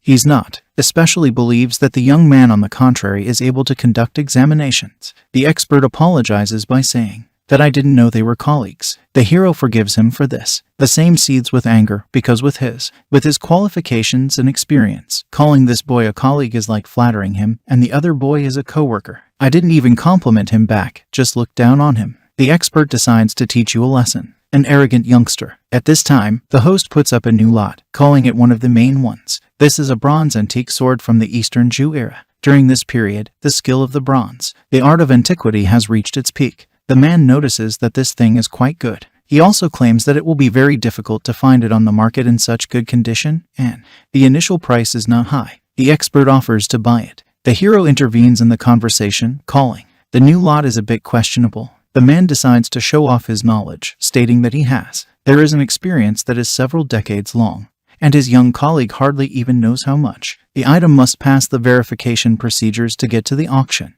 Luo Chen ignores these questions, words calling the item a fake. The expert gets word incontinence. He doesn't understand how some kid can carry a gun. Such nonsense in front of him. The man notices that it is impossible to evaluate objects just by taking a look at this. Schuinger, on the other hand, mentally notes that what is happening is very familiar to her. The expert is the same. He claims that one talent in this business is not enough, but there must be skill and such. Many years of experience, like his, because that's what he learned. His name is Tang Zhang. Luo Chen didn't. He understands why this whole pointless argument is happening. He suggests simply buying this lot and take a look, because nothing terrible will happen if the examination is carried out several more times. Organizations. The interlocutor does not understand why they should wait for expertise from other people. He's here. Tang Jun asks Mr. Yi to confirm that he is the best appraiser in the world. All Tanju. The old man confirms this, then asks his granddaughter to announce the price. He asks the hero not to attach any importance to this. But in the field of expertise, old Tang never. I was wrong. The latter does not understand how such a young man dared to measure forces with him in his own country. The sphere. In addition, he had spent more time with esteemed Yi than he had ever lived. The organizer announces a price of 3 million, starting the countdown. Schuinger raises the price to 5 millions. The two girls present realize that Respected Yi's place is there, so no one else is there. Don't dare place a bet. Indeed, the lot goes to Mr. Yi. At this time, the man decides. Tell them that all this time, he was just studying historical information about the era. So as of today, this precious sword has become a rarely seen item among the aristocracy. The expert also notes that the Respected Yi has an unusually sharp eye. Otherwise, today, they might make a mistake, because if in the future they would want to buy it at this price, it would be quite difficult. Luo Chen just ignores him, which hits him hard. A man's pride. He breaks down and jumps up, claiming that he was being polite to him, just because the esteemed Yi is here. He didn't expect him to be so ignorant, and dare to provoke him again. The man claims that he is several decades old, thoroughly engaged in the examination of antiques, and there was never such a thing that he did not notice. Marriage. But he only has at least 100 issued licenses. At this time, Mr. Yi approaches a subordinate and whispers something in your ear. The expert notes that they do not know his merits at all, and that still dares to question it. Then the old man claps his hands, riveting her to him. Attention. He says it's all well said, but Mr. Tang will have to explain some things. At this time, the subordinate takes out a paper on which a sword is depicted. This paper confirms that this lot is a fake. The expert can't believe this. Development of events. He again reminds us that all items that get here pass through multi-level verification, so that no fakes were ever found here. Intervenes in the conversation. Schuinger. The girl claims that the man always encouraged his grandfather to buy only fakes because he knew that his grandfather trusted him and would not give them up for examination. Expert advisor. But he calls it slander because there was no benefit for him to do so. Schoolgirl. The hero notices that there was a benefit. She just sent people to investigate about the bronze one, an antique sword, as well as a fake painting from last time. It turned out that the person who gave these items to the auction house was actually Tang Zhang. The man is trying to somehow to justify himself, but the girl continues to push, saying that he bribed appraisers on the auction house so that his fakes get on it, and then bred his grandfather to buy them, and from this, I made a profit. Schuinger still decides to clarify whether the man will admit that he'd done it, or she'd need to bring the appraiser he'd conspired with here, too. Expert advisor crashes on the floor. He turns to Mr. Yi, claiming that he can explain everything. A man on the move. He gives me an excuse, telling me that he recently had an accident in his family, and I needed money. Then the girl reminds that the interlocutor has at his disposal 20 shops that his grandfather gave him. They should have been enough to cover expenses for the entire year. Multiple lives. A representative of the fair sex notes that the expert secretly collected huge amounts of money. She clarifies why he did it. The man is trembling with fear. He puts his hands over his mouth because for some reason he can't say it. Then Mr. Yi, after finding out the truth, he asks Lao Yu to take the deceiver away. Schuinger is indignant. She doesn't understand why this man, who had been working for my grandfather for several decades, turned out to be like this, ungrateful, even though his grandfather provided for him. The elder notices that it is most likely a case of, it's not about money, because this person risked his life for some other reason. There's probably someone who bribed him in some way. The girl takes these words seriously, so she does not understand who else is within them. Tongju could poach such a person. Mr. Yi assumes that his old friend has returned. The enemy, so at the right moment, he would have to trouble Mr. Luo. The last one. He understands that this is the real reason why the Yi family has been so kind to him. At the same time, an extremely special lot is put up for auction, which is the last one. This, title to 120 square meters of real estate in the Panlongwen area. Square kilometers. Its starting price is 1 million. Schuinger hurries to tell you that A few years ago, real estate in this area was worth more than 10 billion, and now it is. One headache. The hero becomes interested in why this is. The girl explains that before that, everything is fine. 3 developers of the Panlongwen district died under mysterious circumstances on the 7th day after taking office. The construction crew that went there was also killed. Total, within a few years, dozens of human lives were lost. When the dead were found, they all looked extremely terrifying and frightening. However, the body wasn't even covered in blood. Small wounds were also found, and no illnesses were found. Besides, they found more yesterday. One victim in the area. The deceased is a taxi driver. They say that neither by car nor by car. There was no damage to the body. The hero also grabs the taxi driver, remembering something important. No one ever decides to buy. The host understands that if no one makes a bet, then we'll have to deal with the failed auction. 2 girls communicate with each other. One notices that it used to be the most expensive piece of land in Tongzhou, but today it is being given away, almost for nothing, but no one takes it. The interlocutor claims that only a fool will take this one. Well, after all, this fun is life-threatening. Only those who are tired of living will become. This is to buy. Luo Chen stands up from his seat, announcing that he is buying this item. Chapter 1-23. There is a minute's pause. Everyone is impressed by this statement. 2 girls. We are amazed that someone actually dared to place a bet. One of them is even interesting. Where did this guy come from? Even the host freezes in place. Her boss asks her to hurry. The aristocrat from the next balcony becomes really curious. It notices that if this person can stay there for 7 days, then she won't mind getting to know him. Shuinger is shocked by what Master is doing. She reminds me that everything they've just been talking about. They said it wasn't a joke at all. Even Mr. Yi asks him to think about it seriously. The hero is the same. He straightens his tie, assuring them that he'll be fine and they can rest easy. The girls, there are still doubts, but after looking at her grandfather, she decides to accept it. Here in it, a credit card is flying. Luo Chen reports that there is 1 million on the card. He asks her to settle the transaction formalities and sign everything in his stead. He says goodbye, stating that he has things to do. The student decides to find out where the mentor is going. Hero without. Yudeki replies that he is on his way to Panlongwen. Luo Chen drives his car to Panlongwen. He notes that this place is located very close to the city area, but it is very empty. The hero understands that the news is not. They lied, but he still wants to see for himself how much evil power is hidden there in the end.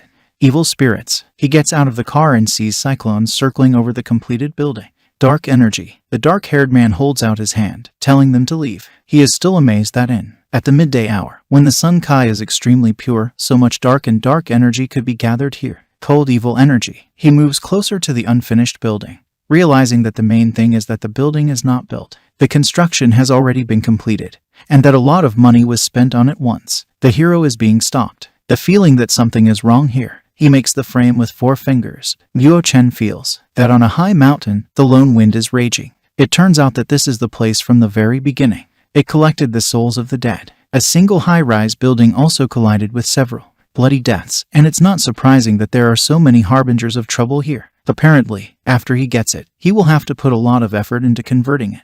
In that moment, a plump woman runs up to the hero. She asks him not to go to this building because something's going on inside. The woman notes that time will pass, and he will never see her again. He can leave even if he wants to. Luo Chen suggests that the earth is shrouded in spirits. He doesn't feel it. However, Emperor Wuji's power didn't react at all. The interlocutor takes it out of her bag, a blueprint left by her son, who once worked here as a builder during his lifetime. She points out that this is a very large place. So if you don't know how to get out, then you should go to the path specified there. The hero accepts the gift, realizing that it is a master's drawing. Works. After a moment, he looks up, but she's already gone. Luo Chen enters the building. Inside, he feels something unusual. It finds the source of problems. Presumably, the damage to the feng shui flow in these buildings was done intentionally by the designer. The guy tries to understand why this was necessary. Most likely, this is for the sake of creating a large seal that collects spirits. The hero notes that 9 evil spirits are connected and act against the will of heaven. He understands that the evil spirit who did this is really crazy. While Luo Chen is trying to deal with this force, he is ordered to raise his hands from behind. He looks around and sees 3 policemen. The hero realizes that he has an obstacle. The policeman asks who he is, and the girl calls for raising your hands. They notice that the hero, he makes strange movements with his hands, and one of them says it out loud. The girl is the same. She warns him that she's counting to 3, and if he doesn't answer, she'll make a warning call. Shut. and one of the guys starts with 3 at once, making a shot. The bullet passes in several directions, inches from Luo Chen's head. The latter turns in their direction, calling them to himself. A bunch of fools. The girl also shouts at her partner, asking what they would do if I really hit it. The comrade declares that this person dared to resist them. Orders, so he should have given him a warning. Representative of the beautiful, Paula calls her partner a blockhead. After which they return their attention to the hero. Man, he asks why he came here. The girl also says that in the territory of Panlongwen, there were several murders, so it was sealed off by law enforcement. Luo Chen realizes that Emperor Wuji's remaining strength should be enough to calm them down, but then he won't be strong enough to deal with this thing. They are also aware that entering into conflict with law enforcement agencies is not the smartest choice right now. It remains for him. Only act on the situation. The girl mentally notices that the guy opposite is about. She's her age, but he doesn't panic at gunpoint. She's amazed at that. How well it is developed psychologically. The hero raises his hands, urging the police not to be nervous. It appears to be normal. He was a fan of the supernatural, so he came to this place to shoot some videos. The police officer doesn't believe him, believing that he is a serial killer who is connected to the murders in this city, and that he belongs to the category of criminals who return to the scene. Crimes. The girl has a better shutter speed. It asks you not to use it. Co-worker inertia thinking and pass judgment as you please, because they are serious. Refer to evidence. The girl asks the hero to help her to conduct an investigation. After all, they currently have a specific situation, and if the guy is telling the truth, then after the interrogation, they will release him. Luo Chen is a little surprised at how they ask him for help. Cooperation. The girl puts him in handcuffs, noticing that this is an order. They decide. Go back to management. They've been walking for half an hour, but they keep coming back to the building. The man thinks that there was a malfunction in navigation. The girl does not believe in it, because they are all the time. They went north and didn't even change direction. Luo Chen decides to tell them the truth. It turns out that in the territory of Panlongwen there are 9 spirits that spoil feng shui. They cover 9 of the 12 shichen. So, in addition to the intervals from 7 to 9, from 9 to, you can't get out between 11 and 1 o'clock. The girl claims that this is just superstition. She also notices that the young man's head is already full of thoughts about supernatural phenomena at his age. For her, this becomes a wake-up call, so the servant of the law claims that even if there are no problems with him, she will still have to do a good job of his ideological education. The friend notes that education will not help such people, because the guy came from the village and there is a chance that he did not even go to the middle class. At the same time, the man shows the girl the hero's identity card. Representative of the beautiful Paula doesn't share his opinion. She encourages her partner to choose their expressions, because even if they talk about a suspect, they must maintain a minimum of politeness. The sun is sinking below the horizon. The police start to panic. The man nervously says that they came out on a road that could have been completed in half an hour, having spent as much as 4 hours, but they again found themselves in the same place. The policeman clutches his head, emphasizing that they've already tried everything, which makes him ready to believe that this place is really unusual. The girl does not fully believe in this, stating that they definitely made a mistake somewhere. Luo Chen realizes that this girl was really unyielding, because she stubbornly dragged them here until the evening. The guy understands that it's about 5 or 7 o'clock in the evening, and those guys can appear at any moment. The hero approaches the police and demands to remove the handcuffs. He warns them that if they want to get out, they must do as he says. The girl is ready to agree to this, but the harsh light hits her eyes, attracting attention. A taxi pulls up to them, in which the same missing driver is sitting. A grumpy cop steps forward. He doesn't know how the taxi got here, or why it was so late in the first place. The taxi driver says that he just gave a ride to a neighboring city and thought that it would be unprofitable to go back with an empty transport, and he was just passing this beautiful place, which is why he decided to stop by and see if anyone was there. The third policeman puts a hand on his colleague's shoulder. He notices that it's not a good idea to continue walking around in circles here, so they'd better try going with him. The interviewee admits that this makes sense. After that, he turns to the driver, specifying whether he will give them a ride to the parking lot at the tourist center, otherwise they left their official car there. A colleague calls the girl, offering to get in the car and go. Luo Chen also warns that if she doesn't want to die, then she shouldn't go, because that driver is already dead. They don't understand why others hesitate. He decides to stop by the salon. There, the guy discovers a taxi driver's license. He becomes familiar with the name Zhang Liu. He recalls that just this morning he was told that a man had found a body in the Longwen district. The policeman shivers, and the dead man turns his head sharply toward him. At this time, the girl chastises the hero, stating that if he once again puts forward his ideas about spirits and interferes with the execution of the law, then, in accordance with the law, she will arrest him. At this moment, a heart-rending scream is heard from the taxi. The cop doesn't understand what's going on. She pulls out her gun, urging Luo Chen to stand still and not move while she goes to take a look. The hero mentally notes that it is difficult to convince a person who is destined to die with good words. A dead taxi driver crawls out of the car window, saying that the passenger should not run away because he will give him a ride. The police officer is in a state of shock. He calls for help. The girl intervenes. She's trying to figure out what's going on. A representative of the fair sex points a weapon at the monster, warning that an attack on the person during the execution. This is a serious crime. The taxi driver turns his head 180 degrees, noticing the beauty. At this moment, a third policeman appears behind the girl, who, apparently, has long been dead. She doesn't know what's going on. At this time, Luo Chen takes off the handcuffs, mentally noting that it is difficult to adapt to the feeling of complete restriction. He decides to think carefully about finding the spirit seeds after he returns. Then the hero feels the appearance of someone behind him. He looks around and sees the woman who gave him the map. Luo Chen realizes that this is a spirit connected to the earth. The guy decides to hurry up the interlocutor, specifying what is the matter. The same one asks him to help those young people, otherwise they will die. The hero turns around, saying that he can't do it. The woman bows her head in despair. Luo Chen also points out that it's not morning after all, so if she doesn't want to be eaten away by the evil aura and become an evil spirit, then she should immediately disappear. The interlocutor also notices that if the guy is able to understand that drawing, then he must have a way to save them. She doesn't want to let people die in this place. Luo Chen, on the other hand, doesn't understand what method he's talking about. He also notes that he has no reason to show his secret trump card here. The woman lets out her aura, trying to get her own way. The hero is not inferior to her. At this time, the police officer pushes the attacker away from her, after which she recognizes him as Lao Lo, her comrade. The second policeman asks his partner to save him. The guy is in a difficult situation. The monster driver was already climbing on top of him, about to sink its sharp teeth into his flesh. A representative of the fair sex makes a shot in the back of evil spirits, because of which the latter falls to the ground. She runs up to her friend, wanting to help him up, but he pushes her away, starting to run away in a panic. The policewoman wakes up in a moment. Both monsters had already taken aim at her. The girl shivers as she sees the monsters moving towards her. She demands that they don't fit. Those who ignore her order continue to move. Then she opens fire. 2 bullets hit a former taxi driver. One caters to the stomach and the other to the left side of the chest.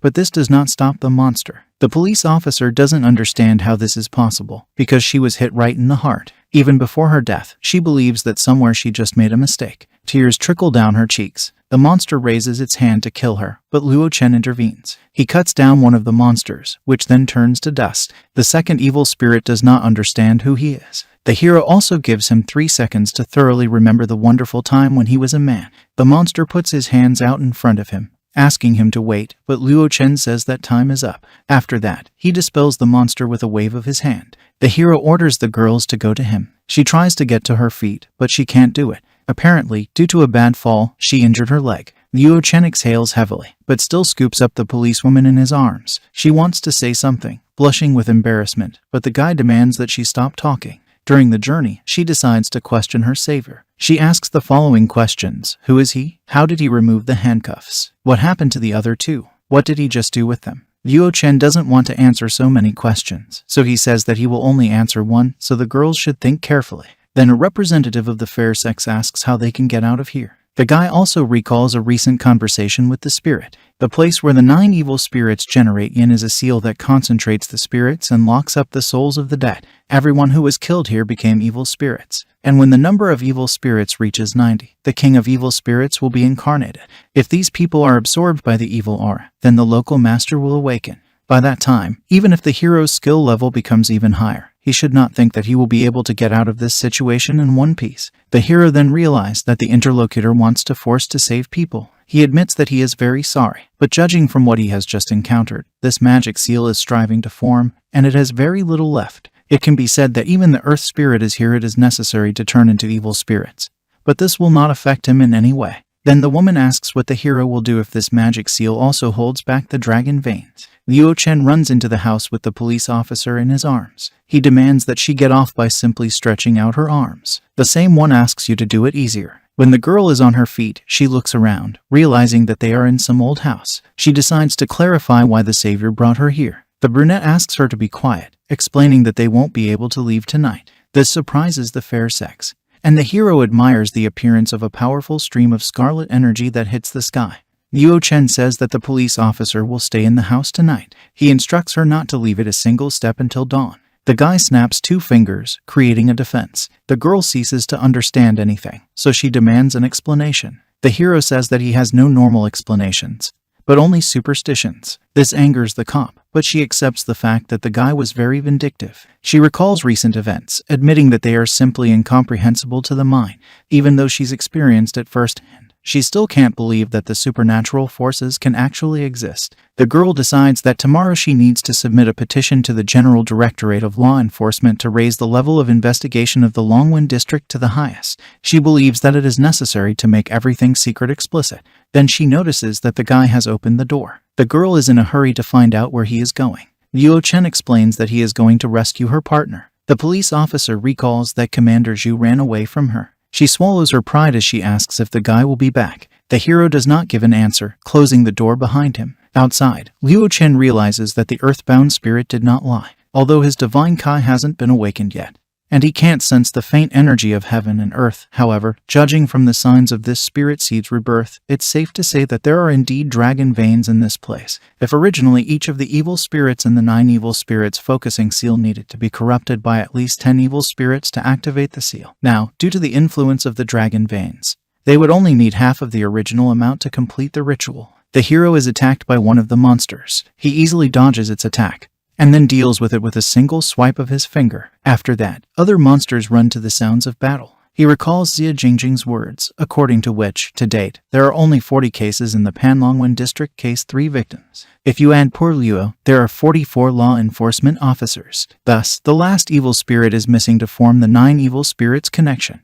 If at least one more person is damaged by the evil aura and turns into evil spirits, then everything will get out of control. He's glad the girl hid in that wooden hut. Emperor Wuji's remaining strength is enough to make it impossible for these vermin to even come close to him. The biggest problem right now is the missing guy. Luo Chen provokes a mob of evil spirits to attack him. At the same time, the police officer gets to a strange pole in the building, which is shrouded in a strange energy, and on it there are several seals in the form of pieces of paper. The guy doesn't understand what it is. In fact, this is the king of evil spirits. At this time of night, someone calls. Her father is very worried about her, so he doesn't understand where she ran off to again at 11:30 in the morning. She tries to explain that she has already sent him a text message saying that she is on an overtime shift at the department, which is why she will not return home this evening. The man also emphasizes that right now he is in their control. He focuses on the fact that the girl is getting bolder and bolder since she dared to arbitrarily exceed her authority and lead the group. Her father gives her 30 minutes to get home,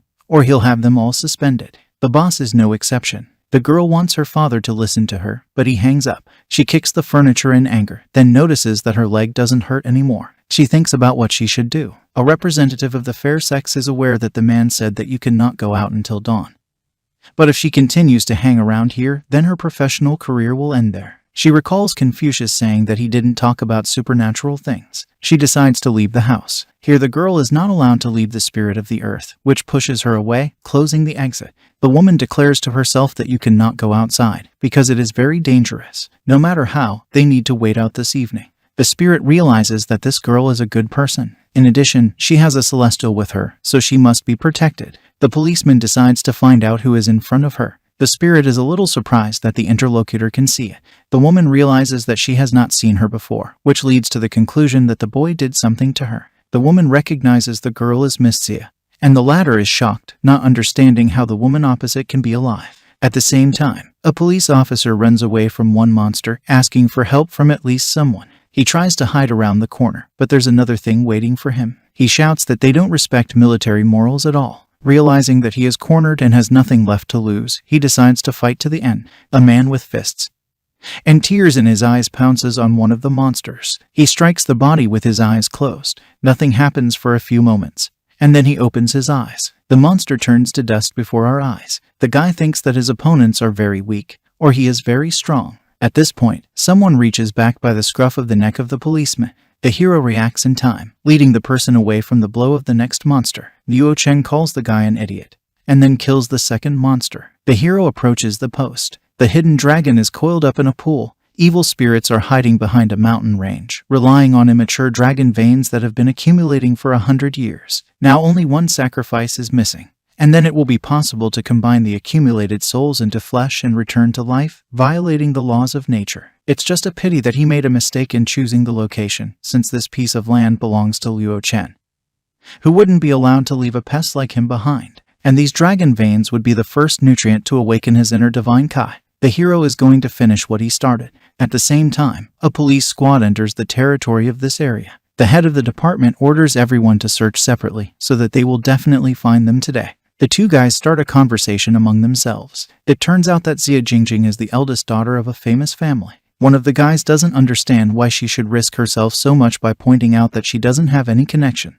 A colleague suggests that the girl wanted to prove that she herself is capable of something.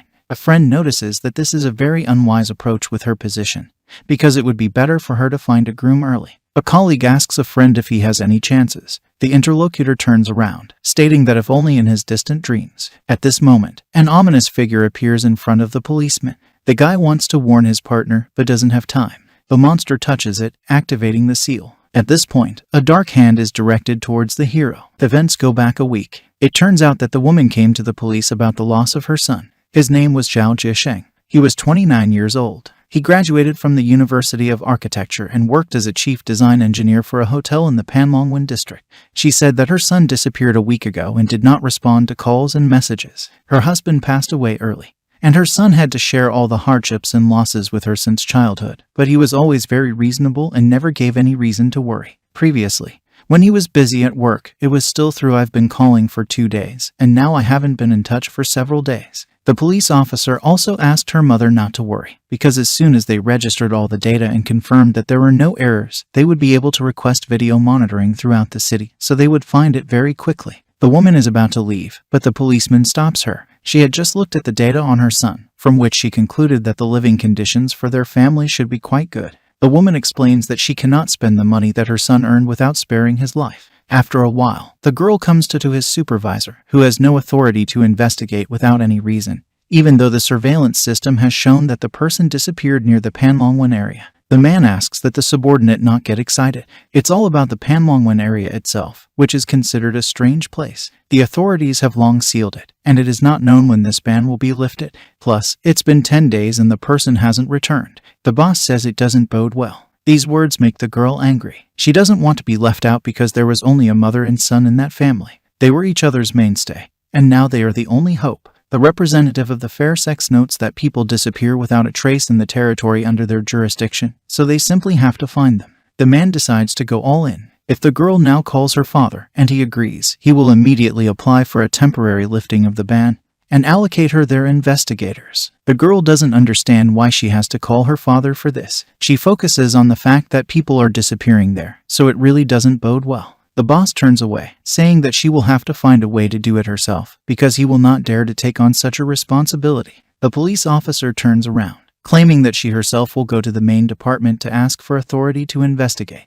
The man decides to say that the day before yesterday that woman came again, and he sent her out, so she will not come again, so the subordinate may not bear this psychological burden. The girl sees 2 colleagues carrying the body for examination. Commander Zhu says that this is the body of a deceased woman, which was discovered by fishermen on the beach this morning. According to preliminary reports, the place of death should be in the Panlongwen area, but it is not known what the woman was doing there. A colleague shows a photo of the deceased police officer. Commander Zhu asks that the girl then search the system for information about the deceased. The photo shows the same woman who came to her a few days ago about the loss of her son. The policewoman's hands are shaking. She vows that she will conduct a thorough investigation into the case. At the same time, the hero blocks the strike of a new enemy. This causes him to fly back a couple of meters, dropping to one knee. The unknown man says that his flesh and blood were separated, imprisoned in a grave, and he was a rotting corpse for more than 600 years. He asks 2 guys if they know what kind of flower it is. A policeman intervenes in the conversation. He believes his ears and eyes. The awakened dead person takes this as a gesture of arrogance. He also heard the hero trying to take over his powers that he had been saving up for 100 years. This crime deserves the highest punishment. Luo Chen takes the King of Evil's blow on himself. The latter is amazed that the enemy was able to avoid hitting a vulnerable spot twice in a row. But in spite of with Luo Chen's strength, it's still being driven into the wall. The entity acknowledges that if the opponent had appeared a couple of days earlier, they would have been considered a worthy opponent. The hero's glasses fall off his face. He admits that he is really a little sorry, because initially he wanted to wait until the spiritual seed is fully restored, and then gradually direct his spiritual forces to awakening. He climbs out of the wall, stretching his arms and declaring that he rarely gets the chance to meet a good target, so it's time to test his abilities after waking up. A golden circle of energy appears under the guy. The enemy initially assumes that the guy has awakened his divine Kai right now, but then begins to consider all this nonsense, because it took him more than 30 years to use the great power of yin to awaken divine Kai. Luo Chen folds the seal of concentration. It is enveloped in streams of golden energy, which is becoming more and more every second. The king of evil spirits realizes that the opponent wasn't joking about the awakening at all. He takes off, intending to kill the impudent man before his awakening is over. Chapter 1-30. The undead king attacks the hero, trying to pierce him with his sharp claws in a jump. Luo Chen picks the perfect moment to attack. He forms a magic circle in his hand, from which a ray of golden energy shoots out. The enemy doesn't believe this is possible. The hero's attack tore off the arm of the opponent, who believes that Luo Chen is just a mortal shell of an ordinary person, and even if he had magic devices, it would still be impossible to awaken in an instant.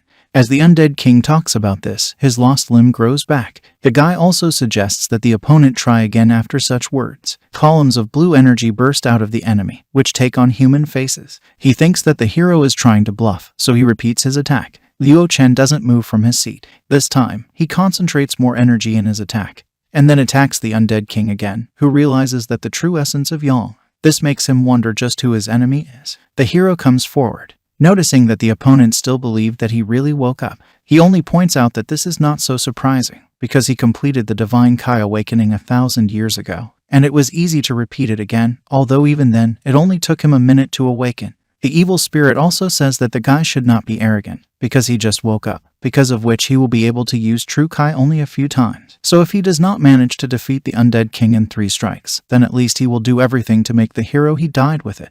Luo Chen considers the opponent naive, and then parries his attack with his punch, but the enemy simply evaporates. The Celestial realizes that it was an illusion made out of a corpse puppet. At the same time, his enemy had already left the building. It turns out that he can't recklessly risk his life for a certain person. After all, for 600 years he endured inhuman torment in order to finally find a new life. The undead king decides to devour all the people who got here, so that later he can return to the person and get even with him. The police who went in search of the girl are the first to fall under the distribution. At the same time, the police officer can't believe her eyes, because then she saw the body of a woman who is now standing in front of her. The interlocutor asks her not to be afraid, because even though she is already dead, she is still different from the unintelligent evil spirits. The girl decides to ask for forgiveness, considering that they were too carefree about this investigation. The aunt explains that going to Panlongwen was her own decision, which she had nothing to do with. The woman emphasizes that the police officer treated this case in good faith, because otherwise she simply would not have been here. The girl decides to ask if her aunt knows the reason for what is happening in the area.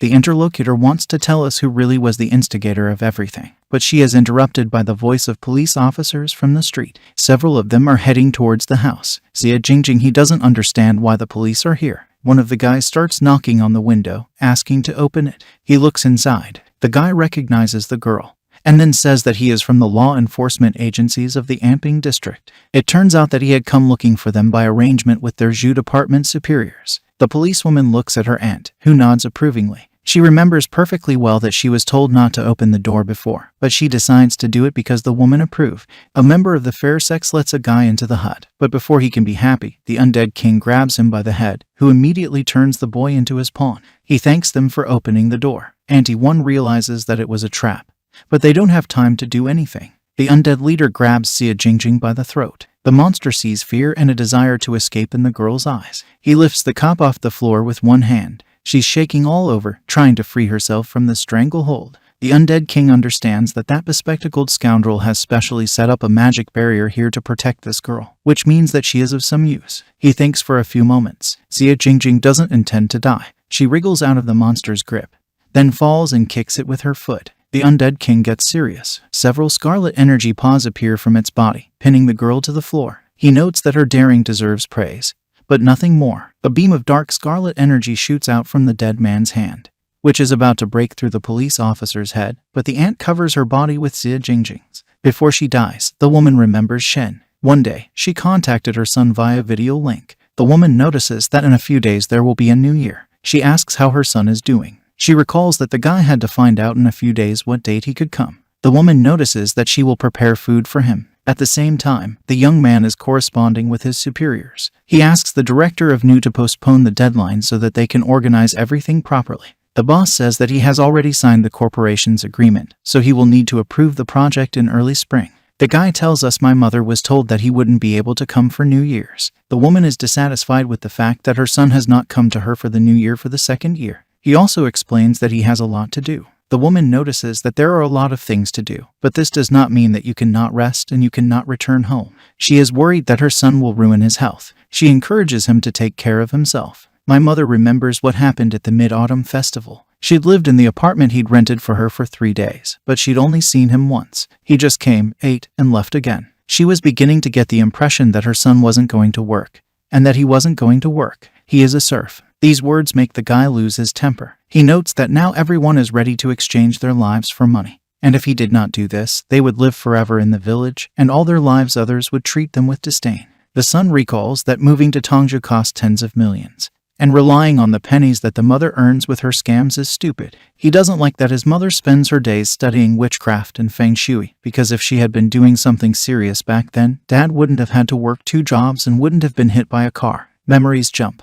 The guy goes to that multi-story building that is being built in Tongju. His phone rings sharply, forcing him to step away. Aunt Jane calls him. The guy assumes that it will be about his mother, so he admits that on New Year's Eve he overdid it, so he will sort out the business in 2 days and go home to apologize to her. The woman claims that Sheng doesn't listen to her at all. It turns out that his mother is ill. The guy immediately clarifies what she is ill with and whether it is a serious illness. The aunt does not know, but his mother does not even get out of bed, so the woman advises the guy to return immediately. Shen thanks the woman for letting him know. He hangs up the phone, thinking about what to do, because tomorrow is already scheduled for an inspection from the management. The guy did not notice that during the conversation he came to the cliff. Suddenly, a small piece of ground on which he was standing breaks off, causing the young man to fall from a decent height. He hits his head hard. Shen asks for help, because he doesn't want to die, because his mother is waiting for him. At this time, the king of evil spirits intervenes, who declares that if he wants to survive, he must fulfill his will. Dark energy envelops the guy who is calling for his mom. Chapter 1-32. The king of evil spirits is confronted by Shen, who, remembering what happened, begins to blame him for killing his mother. It turns out that there was a contract between them. The architect builds a tower of 9 evil spirits for him and helps him revive his spiritual powers, and the latter will remove his control and give him freedom. The guy notes that he wanted to see his mother, so he does not understand why the partner killed her. The latter grins, declaring that he is not the true criminal. The monster points a finger at Luo Chen, who enters the hut. The dark entity claims that if this man hadn't ruined their big plans, Shen would have been reborn long ago and reunited with his mother. The undead king urges the boy to unleash his hatred on the hero and kill him. Sheng obediently takes all these words at face value. Xia Jingjing grabs Luo Chen's jacket, telling him to leave quickly, because this guy is different from other evil spirits. At this point, Shen's transformation ends. A mantle appears on him, and a dark force literally hovers around his body. Luo Chen notices that the enemy's strength has increased a lot, so this is a good opportunity to practice. Luo Chen also notes that no one was able to implement what was said. The undead king doesn't understand how this is possible, since his enemy was able to burn his spirit. He also notes in his mind that Emperor Wuji's defensive powers are completely depleted, which means that his powers are weakened compared to what they were before. Xia Jingjing hides behind the hero, trembling in fear. The dark energy that shrouded Sheng's body dissipates. He realizes that the spirit of the king of evil spirits has disappeared.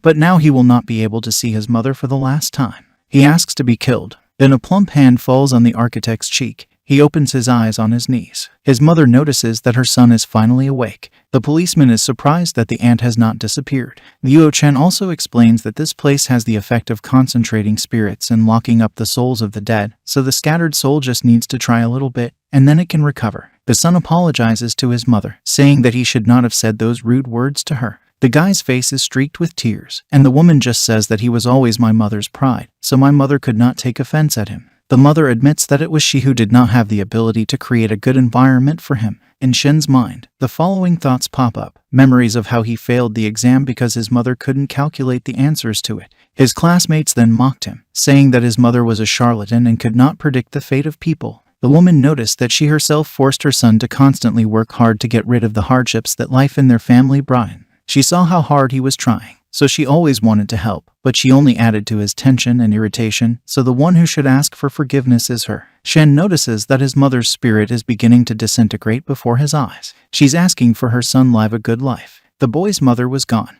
leaving a bundle of energy in his hands. After that, the hero approached him, noting that the time had come. It turns out that their meeting was an obsessive desire of his mother, and as soon as it was realized, these shackles immediately fell off, and as a result, she returned to the other world and entered the circle of life reincarnation. Now it was the guy's turn to make his choice. Sheng extends a bunch of Luo Chen's energy, stating that he didn't absorb people's souls, but only extracted some of the yang energy from them, so it shouldn't have had much of an impact, and that's all unclean spirits that were previously infected will be able to return to life in the human body. The hero also notes that if he returns all the souls, he will lose the forces that protect his own life. Then he, like that evil spirit, will disappear from this world. Sheng realizes that Luo Chen has done him a favor before by not destroying him along with the evil spirit and allowing him to see his mother again and fulfill his heart's desire, so he will die without regret. The guy decides to tell us something before he disappears. While he was in symbiosis with this king of evil spirits, he felt special powers being awakened in this world. And these powers are very similar in their source of origin to Luo Chen's supernatural abilities. Shen suggests that even more extraordinary and frightening events are coming. He asks the master to take care of himself, and then disappears. Luo Chen is training in his hotel room. He sits in the lotus position, concentrating on his strength. He is distracted from training by the phone ringing. It turns out to be a superstar who decided to ask if he was free in the evening, because she wanted to invite him to dinner. The hero, continuing the training, agrees to this, specifying the time. The girl rejoices at this inwardly, and then sets up a meeting for today at 8 o'clock in the evening in Taniaju. She hangs up the phone, and then her friend walks in, who immediately notices that Bear has started to pick up a lot on what to wear on a date. She decides to clarify, who is this lucky guy? The superstar claims that this is one secretive and rather selfish man. This causes interest in Tina, who does not have time to voice her question because the interlocutor first decides to clarify whether the guy will reciprocate her if she confesses her feelings on the first date. Her friend begins to think that Bear is crazy. She pokes her in the forehead, emphasizing that the girl is a wonderful folk beauty, so she does not even imagine a fool who can refuse her. The blue-haired one says that if it was someone else, no matter who it is, then she would be completely confident that she could easily do it, but only in front of this person, she can't do it so easily. Tina, on the other hand, can't believe that their big star could have such serious concerns. A friend believes that this young man should have good financial capabilities, temperament and attractiveness index. Bear doesn't really know how good they are. The superstar reminds her that her friend has been with her for a long time, so she should know her character. A girl does not care about external things, but if you touch her soul, and even if he does not have a penny in his pocket, she will be ready to work with him. This causes Tina to laugh, because she notices that her friend is ready to financially support the handsome man. This slightly offends Bear, but she quickly calms down, claiming that although they don't know him very well, her intuition tells her that he is completely unusual, to the point that even she will find it difficult to get close to him. At the same time, Luo Chen is concentrating on his surroundings. He can't see anything within 100 meters. Everything is in motion and there is nowhere to hide. The dark-haired man has finally absorbed the seed that has the gift of all-seeing. It was restored with the support of immature dragon veins. The guy also noted that gray hair attracts too much attention, so he decides to temporarily return to the previous color. Meanwhile, at the Tongju Media Company, Director Zhang looks out of the window. Two people are standing at the entrance to the building smoking. These are Bio and Tao. Xingxin decides to find out if those people are still there. The man gives a positive answer, noting that they have been stuck like this for 2 days. The boss advises Sai Haman to leave Luo Chen as soon as possible, because after the events at Heiyu Villa 2 days ago, this Hong Bio's people guard the entrance to the company all day, but they do not pay attention to them, even if they see them. Director Zhang assumes that they are looking for Luo Chen. Xingxin supports this decision, noting that Luo Chen did not come to work yesterday because he ran into trouble and is now hiding, although it is not known how he escaped. But if Hong Bio finds out that she is his girlfriend, then tragedy may happen. Zai Aman is trying to figure out what to do. Xingxin recalls that it's a friend's birthday today, so it's a great excuse to meet up with the guy and break off everything. And if he doesn't leave it alone, then Hai will take the opportunity and fire him. The girl believes that after this, Luo Chen will not have any relations with her and their company, and even if Hong Bio looks for him, he will definitely not touch them. Zai Aman decides to agree to this. She calls Luo Chen, who is driving. She asks if he will have time to have dinner together. The hero also notes that this evening will not work out, because he has already arranged a meeting. Then the girl declares that she is not just calling him to eat, because there is something else they need to talk about. She sets up an appointment for him at 8 o'clock in Tanyeonju, then hangs up. The guy understands that this is a very pleasant combination of circumstances. Xia Jingjing wakes up at 8 o'clock in the evening. She takes a sitting position on the bed. Her shoulder is bandaged, and she feels a piercing pain. She realizes that everything that happened yesterday turned out to be a reality. She notices a strange black spot on her torso. At this time, a guitar player is playing in Tanyeonju. The hero comes to the party. Xingxin immediately notices that he came empty-handed. There is a deathly silence. Xiaomin assumes that the guy forgot about her birthday, but quickly realizes that this way she doesn't need to look for reasons to break up.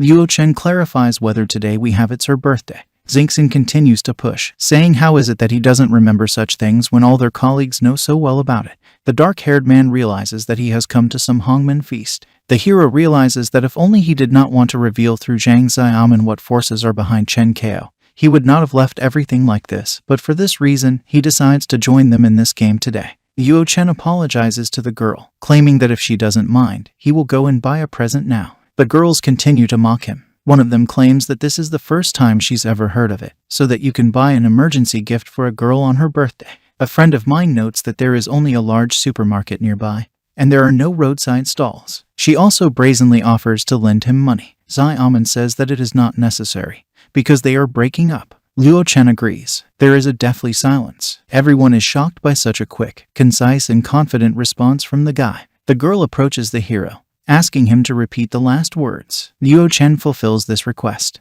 This confuses the beauty. She can't believe that this man is treating her so indifferently. She finally notices that the guy is completely indifferent to her. Xiaomin believed that he should have been kneeling in front of her and sobbing, begging her not to abandon him. And then she should have ruthlessly pushed him away like a stray dog, so that everyone here would know that Luo wasn't her match. The friend puts her hand on Xiaomin's back, asking if the guy won't even try to hold her down. Xiaomin asks if he'll even ask why they're breaking up. Luo Chen doesn't understand why he should ask this. After these words, the girl declares that the guy disappointed her. She decides to tell him everything to his face. Xiaomin says that if she did not feel sorry for him, he would definitely not be able to find a girl with such conditions, because he does not have a car, no apartment, and even to find a job, he needed her help. The beauty declares that in his entire life there will not be a girl who would like him. Here, a voice from the outside claims that this is not necessary at all. Bear intervenes in the conversation, saying that if you like someone, you can love their temperament, knowledge, character, and upbringing. But you can't love them just for real estate, cars, wallet, and prestige. Director Zhang and Xingxin are shocked that Lan Bayer herself came to them. The star ends her speech with the fact that otherwise it is a monetary and erotic exchange, so she clarifies why put them in the shell of love. Xiaomin doesn't understand what this is about at all. Bear pathetically walks past her. She touches the hero, saying that she has something to say to him. The star picks up the microphone, starting to sing the song. I like your cold attitude. Your little tricks are against me. I like your style of speech. The fight for you is too fierce. I want to take your hand and cross the road. We won't need many maps, because happiness is already at the next station. Luo Chen somehow keeps a straight face from such an emotional song dedicated to him. Xingxin was the first to realize that Lan Bayer was about to declare her love. This causes the girl to go into shock. Director Zhang is also impressed. He asks me to pinch him because it can't be real. The superstar asks Xiaomin if she didn't want to ask what she wanted to say right now. Xiaomin is in such a state that she cannot answer, so the actress herself explains that she wanted to say that such a good man is quite difficult to find, and she just refused him, although this is very noble of her. These words sting Xiaomin, and she starts to scream, claiming that Luo Chen cheated on her. Xingxin also notes that from the outside, it is clear that all this was planned in advance. The third friend also joins in, calling them a scumbag and a whore. Lan Bayer wants to speak up, but the hero steps forward. He asks if Zhang Xiaomin wants him to tell everyone about her dealings with Chen Kao. The interlocutor nervously gives a negative answer. Then colleagues start whispering, and the girl herself realizes that the rumors have already spread. Kai appears in the hall with a bandaged hand. The bandit notices that insulting a girl with words is such a talent, so if he has the courage, then he is ready to show him a couple of techniques. Director Zhang immediately takes Kai's side, stating that Luo Chen has long disliked him. The guy's girlfriend notices that if you don't teach him a lesson, he will really think that he is special. Having received recognition from others, the bully comes forward, noting that the opponent then does not complain that he, having trained for 10 years in sand, can only humiliate the weak because he will fight with one hand, so the brunette just needs to hit him once and that's all. Otherwise, Luo Chen wouldn't be able to leave on his own 2 feet. The hero turns away, saying that he is not interested. Kai asks if the guy is scared, but he doesn't care, so he attacks him with his whole arm. Luo Chen stops Kai with a single punch to the chin, noting that people like him, who can't even take a single blow, but who like to brag about their insignificance, do not arouse the slightest interest in the hero. After being hit by the guy, Kai falls to his knees, losing consciousness. Everyone around them takes a few steps back. They are beginning to fear Luo Chen. At the same time, Xiaoman can't believe his eyes, because Wang Kai was once a champion in Sanda, and Luo Chen knocked him out with a single blow. She's fine. He remembers that when they were at university, he didn't even know how to play basketball, and he was just a nerd. Xiaoman is trying to understand how her ex could change so suddenly beyond recognition. Kai's girlfriend tries to bring him to his senses. She's very worried about him. Xingxin calls the police, and Director Zhang comes forward, saying that he, as the director of the marketing department, is firing him. And in his characteristics, he will write down the reason for the dismissal, that he beat up a family member of his colleague. He wants to make sure that he never finds a job in his entire life. Lan Bayer doesn't understand that the man has enough nerve, because it's obvious to her that the fool started the fight first, and Luo Chen was just defending himself. The actress also notes that you cannot mix work and personal, because this fight has nothing to do with work. Director Zhang says that he doesn't need to pull any punches, because he is the head of this department and the guy's direct supervisor, so within this department, his word is law. The hero decides to clarify whether this means that the immediate superior can dismiss a subordinate without the slightest reason. The man gives the correct answer, adding that the brunette should immediately return to the company to collect his things. Luo Chen hands the phone to the star, asking them to call one number and tell them their address and that Luo Chen is waiting here. Lan Bayer is a bit doubtful about this, but still fulfills this requirement. Director Zhang doesn't see any danger in this, stating that even if the King of Heaven himself comes here today, it won't save the guy. Xingxin also notes that Luo Chen is simply he doesn't want to be embarrassed by what he pretends to be. Then a familiar girl with red hair comes out of the crowd. Kaya's girlfriend is the first to address her, asking her to arrest a rude redneck for hitting a man. The police officer approaches the hero, deciding to clarify whether this is really the case. Lan Bayer comes forward, saying that Luo Chen is innocent because these people started it first, and now they are complaining. Xia Jingjing recognizes the superstar. She is amazed that such a media personality is next to the hero, and even makes excuses instead of Luo Chen. The girl becomes interested in what is happening here at all. Director Zhang demands that the police officer not listen to this nonsense, because they went to the police and there is a wounded man in front of her eyes, so they must arrest the guy anyway. Xingxin only agrees to this. Xia Jingjing points out that this area is not under her jurisdiction, and law enforcement agencies have strict investigation restrictions. So if they have already contacted the police, then they should wait for another police officer to come. These words put complaining people in a stupor. The police officer notes that she is here on another case. She approaches the hero with a thoughtful expression, who decides to ask if she was looking for him. She gives a positive answer, stating that she wants to live with him. These words put others in a stupor. Luo Chen notices that they are not that close to each other. Xia Jingjing makes excuses, saying that it's not in that sense, because she just wants to live next to him. Mentally, she explains that it will be much safer this way. These words hurt the superstar. She comes forward, clarifying whether the police officer is used to using her privileges. Lan Bayer states that if she wants to confess to such things, she must do so on a first-come, first-served basis. Kai had already recovered. His girlfriend is amazed that 2 girls are competing for a man. Director Zhang notices that this officer is not a bit inferior to a superstar, yes, and they are both extremely beautiful. Kai also recalls the words of his comrades that Luo Chen will never find a girlfriend in his entire life. Xiaoman thinks these fools are blind, because this guy doesn't even have a job. She's trying to figure out what's so special about him. The voice of a new actor is heard, who immediately apologizes for his tardiness. This person turns out to be Senior D,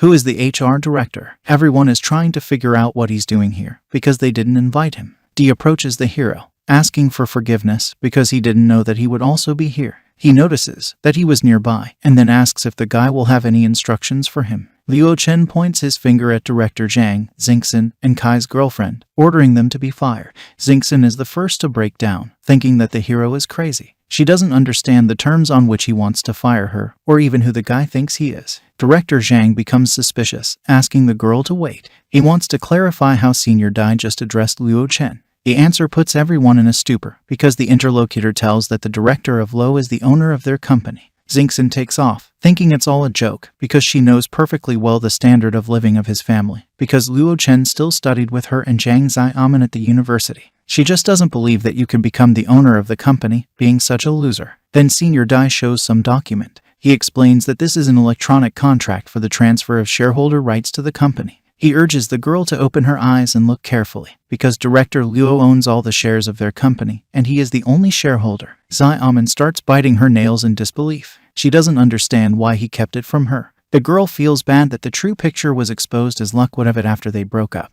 because if he had told her this earlier, she wouldn't have listened to those fools Hu Xingxin and Lai Rui. The last two girls realize that everything is true. Their faces turn pale. Director Zhang is trembling with fear, knowing that this is the end, because he just publicly said that he was going to fire the director. Senior D says that the HR department has already been notified of the three of them, and they will need to come to work tomorrow to complete the dismissal procedure, and after that they can pick up their things and leave. Xingxin says it's outrageous. She urges Luo Chen not to be so smug, because they will definitely get even with him again. Then another voice is heard from the side, clarifying who is throwing such ferocious words. Bio himself appears in the room with Dio. Director Zhang rushes forward, thinking this is his chance. He completely thinks that Luo Chen is this person's enemy. Bio also asks his subordinates to get ready. The man also mentally notes that if he can't deal with him, then Bio will definitely be able to. Plus, Hong had brought so many people to take him down, so he was bound to die today. The crowd calls the hero Mr. Luo, claiming that they were guilty. Everyone freezes from misunderstanding the situation. The underworld king of Tongzhou bows his head to Luo Chen, asking him to accept his good intentions. He also asks for forgiveness for his rudeness and behavior that night. This surprises Director Zhang, who is the first to recover. The hero goes around the guy, not accepting the gift and telling him to forget about it. Bio happily thanks for this. Luo Chen starts to leave the event. Lan Bayer asks to wait for her. Xia Jingjing clarifies where he is going. Director Zhang grabs Xingxin's arm, deciding to leave quickly. Chief bodyguard Bio appears behind the couple, stretching his arms and asking who it was that said he wanted to settle the score with Mr. Luo. The man points his finger at the girl, saying that it's not him, but they are already surrounded. At the same time, the hero returns to his room. The two girls followed him. There was a very ambiguous atmosphere in the room. Representatives of the fair sex are clearly hostile. They both can't stand the heat of it. Turning to the guy, Luo Chen still decides to clarify what the two girls are up to. Xia Jingjing claims that she wants to stay with him for a while. The star also recalls that the guy has already told her that they are not so well acquainted. The girl notices that after such a stay here will be very inappropriate. The police officer claims that she was looking for a guy on a serious case. Besides, she notices that she's not the only one who doesn't want to leave. The opponent emphasizes that they had previously agreed on a meeting, and this is still different from her uninvited arrival. The hero says that if they have nothing to do with him, then they should leave. The girl with red hair asks the guy to wait, stating that after yesterday's incident with him, something strange suddenly happened to her body. Hearing these words, a strange picture formed in Bear's mind. Xia Jingjing literally reads these thoughts of her rival, emphasizing that this is not what she thought at all. The star turns her gaze away, claiming that she didn't think about anything like that. In her mind's eye, she remembers that Luo Chen is not someone who easily succumbs to a woman's attractiveness, because even in that environment, he did not resent it at all and did not let go of his hands. While the blue-haired girl is thinking about this, her rival asks the guy to look at her problem. She pulls back her shirt, revealing the stain. Bear notices this and sheds her dress, leaving her in her sleep clothes. She doesn't like these dirty methods, but there's no way she can admit defeat so easily. He bows down to her, saying that she is also unwell. Xia Jingjing pushes the star away, asking her not to triple these ridiculous scenes. It opens up a problem area. Lan and Luo Chen see black spots on the police car. The first one thinks that this is some kind of skin disease, mentally noticing that girls should watch their bodies. The opponent is very hurt by this, but something serious does not have time to happen, because the brunette intervenes in the conversation. He explains that these are just the remains of the corpse poison of the king of evil spirits. But there is nothing to be afraid of, because the evil energy has exhausted itself, and this trifle will disappear in a couple of days. The girl has doubts, but the hero interrupts her, saying that it's up to her to believe it or not, and he goes to bed. The star mentally admires the fact that Luo Chen understands the art of healing. She only understands better that this is really a man that she likes, not at all like others. Xia Jingjing blocks her way to the bedroom with her body, declaring that she is not finished yet. She asks if the brunette knows director Wang Fu. The hero says he doesn't know him. The girl also takes out a document certifying that she is a police officer, after which she notes that now she suspects that the disappearance of Wang Fu is closely connected. Lan Bear is also related to him. She calls on them to start cooperating with the investigation. The star is also amazed that Wang Fu is missing. The officer goes on to say that 4 days earlier, director Wang Fu went missing in Zuohai Villa, and through Otley's surveillance system, they found out that the last place Wang Fu appeared was in this room, and the last people who saw him that day were Luo Chen and Lan Bear. The latter does not understand how this is possible. The hero decides to clarify whether the girl wants to arrest him again. He also remembers that he saved her after all, and she wants to repay him like this. Xia Jingjing claims that this is called distinguishing between work and personal. The brunette repeats these words, and then leans over the interlocutor, demanding to show evidence. The police officer recalls that she brought people to this room this morning to conduct a thorough search, but they couldn't find any applicable leads, and judging from the specific abilities that Luo Chen showed yesterday, there must be something fishy about it. She is aware that ordinary judgments cannot serve as evidence at all. She turns around and sits on the bed. This causes confusion in the hero, so he asks what she is going to do. The girl with red hair says that she simply won't leave here, although she doesn't have objective evidence yet, but since she is a police officer, she has the authority to monitor the suspect. A representative of the fair sex is sure that the guy will give himself away. Lan Bear notices that if the policewoman doesn't leave, then she won't leave either. She sits down on the same bed. Luo Chen makes a hand-to-face gesture, knowing that as long as he doesn't remove the restrictions on Wuji cultivation, he can't harm Pyryang. He doesn't want to deal with them, so he decides to leave them alone and go to the next bedroom. The hero sits in the lotus position in the next room, concentrating on his energy, but a loud knock on the door distracts him. He opens the door. A student is standing in the doorway in tears. The girls are amazed at the appearance of another competitor. The hero decides to ask the student what the problem is. She wants to tell me what happened, but freezes. Lan Bear wonders who this girl is and why she calls him teacher. Schuinger, on the other hand, doesn't know what's going on. Seeing the two girls, she thinks that the teacher is having so much fun.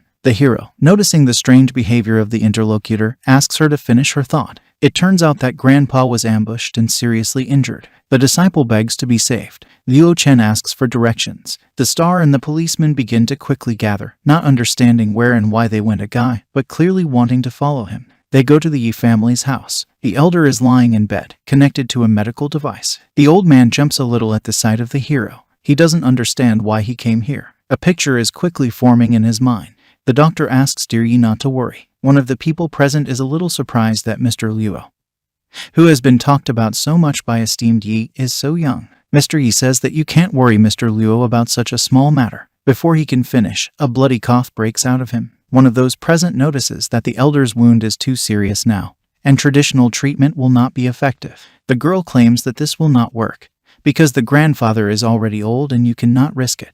Luo Chen exhales languidly, asking everyone but the female student to come out. This surprises all the people in the room. The old man asks everyone to come out. Many people are dissatisfied with this decision, but still accept it. The guy asks the girl to help Grandpa sit down. He himself assesses his condition to himself. The power of the palm penetrated to the bones and damaged the innards. He was hit from behind on 2 acupoints of Xin Shu. If you add in the fact that dark energy was used in this strike, and all his organs were completely twisted, then even if he didn't die from the touch of the palm, Oi would have suffered a lot of pain in his twisted organs, thanks to Old Man Yi's strong body. His earth spirit power is extremely lacking, because it has been too short a time since he awakened, and the accumulated power is limited, so he won't be able to use it for healing. But this small spiritual power alone should be enough to calm the dark power in his body. A clot of blood escapes from the old man's mouth. The dark-haired man says that he has recovered from his wound, but the old man needs to rest for a few days in a quiet environment. Grandfather and granddaughter thank the guy for saving them.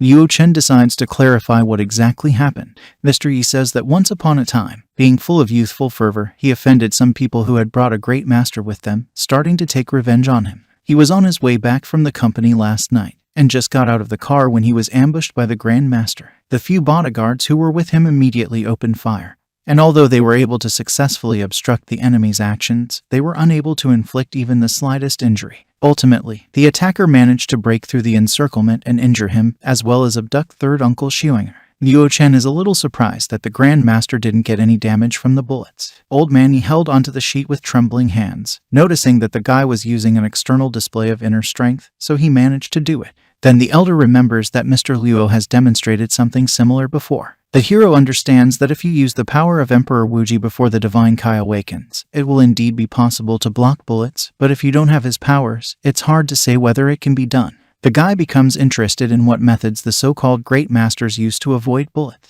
Luo Chen notices that since the enemy has captured Yi Xuangshuang's third uncle, he definitely wants something from them. The hero asks if he can take it with him. Mentally, he notices that he wants to take this opportunity and find out the real situation. Old Man Yi confesses that the enemy is really pressuring him with the fate of his third son and forcing him to go and settle accounts with him, but even though he wants to save his son, he doesn't want Mr. Luo to risk himself for him. The white-haired man emphasizes that although he knows the strength of the guy, but that great master is also not easy, and if the great masters join the fight, they will certainly fight until their last breath. The brunette assures that nothing terrible will happen. Xiuyer looks at him worriedly, and esteemed Yi mentally understands that Lord Luo himself wants this battle. The wounded man thinks that being a great master, you need to be more careful when faced with the question of life and death. He assumes that the guy is still too young, but then dismisses these thoughts, realizing that he has no other choice. After such thoughts, the old man asks Mr. Luo to stay at his house for the night today, and tomorrow afternoon they will go together to the designated place. Further events will be held in Longtension Village. The great master fights in an open arena. Esteemed Yi, along with his granddaughter and Luo Chen, appear on it. Everyone present is surprised that he didn't bring Master Yu with him today. They wonder what kind of young man is next to him, who looks like a student. Xiuyer decides to ask Bio about the current situation. The latter greets respected people, and then tells them that Master Chen, Mr. Qin, and Steward Zhang entered the arena, but they were all completely defeated. The boss of the underground world notes that there are no people left in Tongzhou right now to fight with him. However, Director Liu has brought back an unsurpassed master from abroad, but he has been hiding him all this time, waiting for the arrival of Mr. E. Director Liu orders his fighter to win, because then he can safely offer the price of his payment. This is the king of Thai boxing who enters the ring. It turns out that Director Liu wants to get the status of Tongzhou's boss. The Grand Master taunts the enemy that there are no people left in Tongzhou since they brought a foreign monkey to perish. The king of Thai boxing attacks, but the opponent easily dodges all his blows. This makes him angry, so he loses control, which makes him open up a lot. The master strikes at top speed, claiming that the teasing monkey's time is up.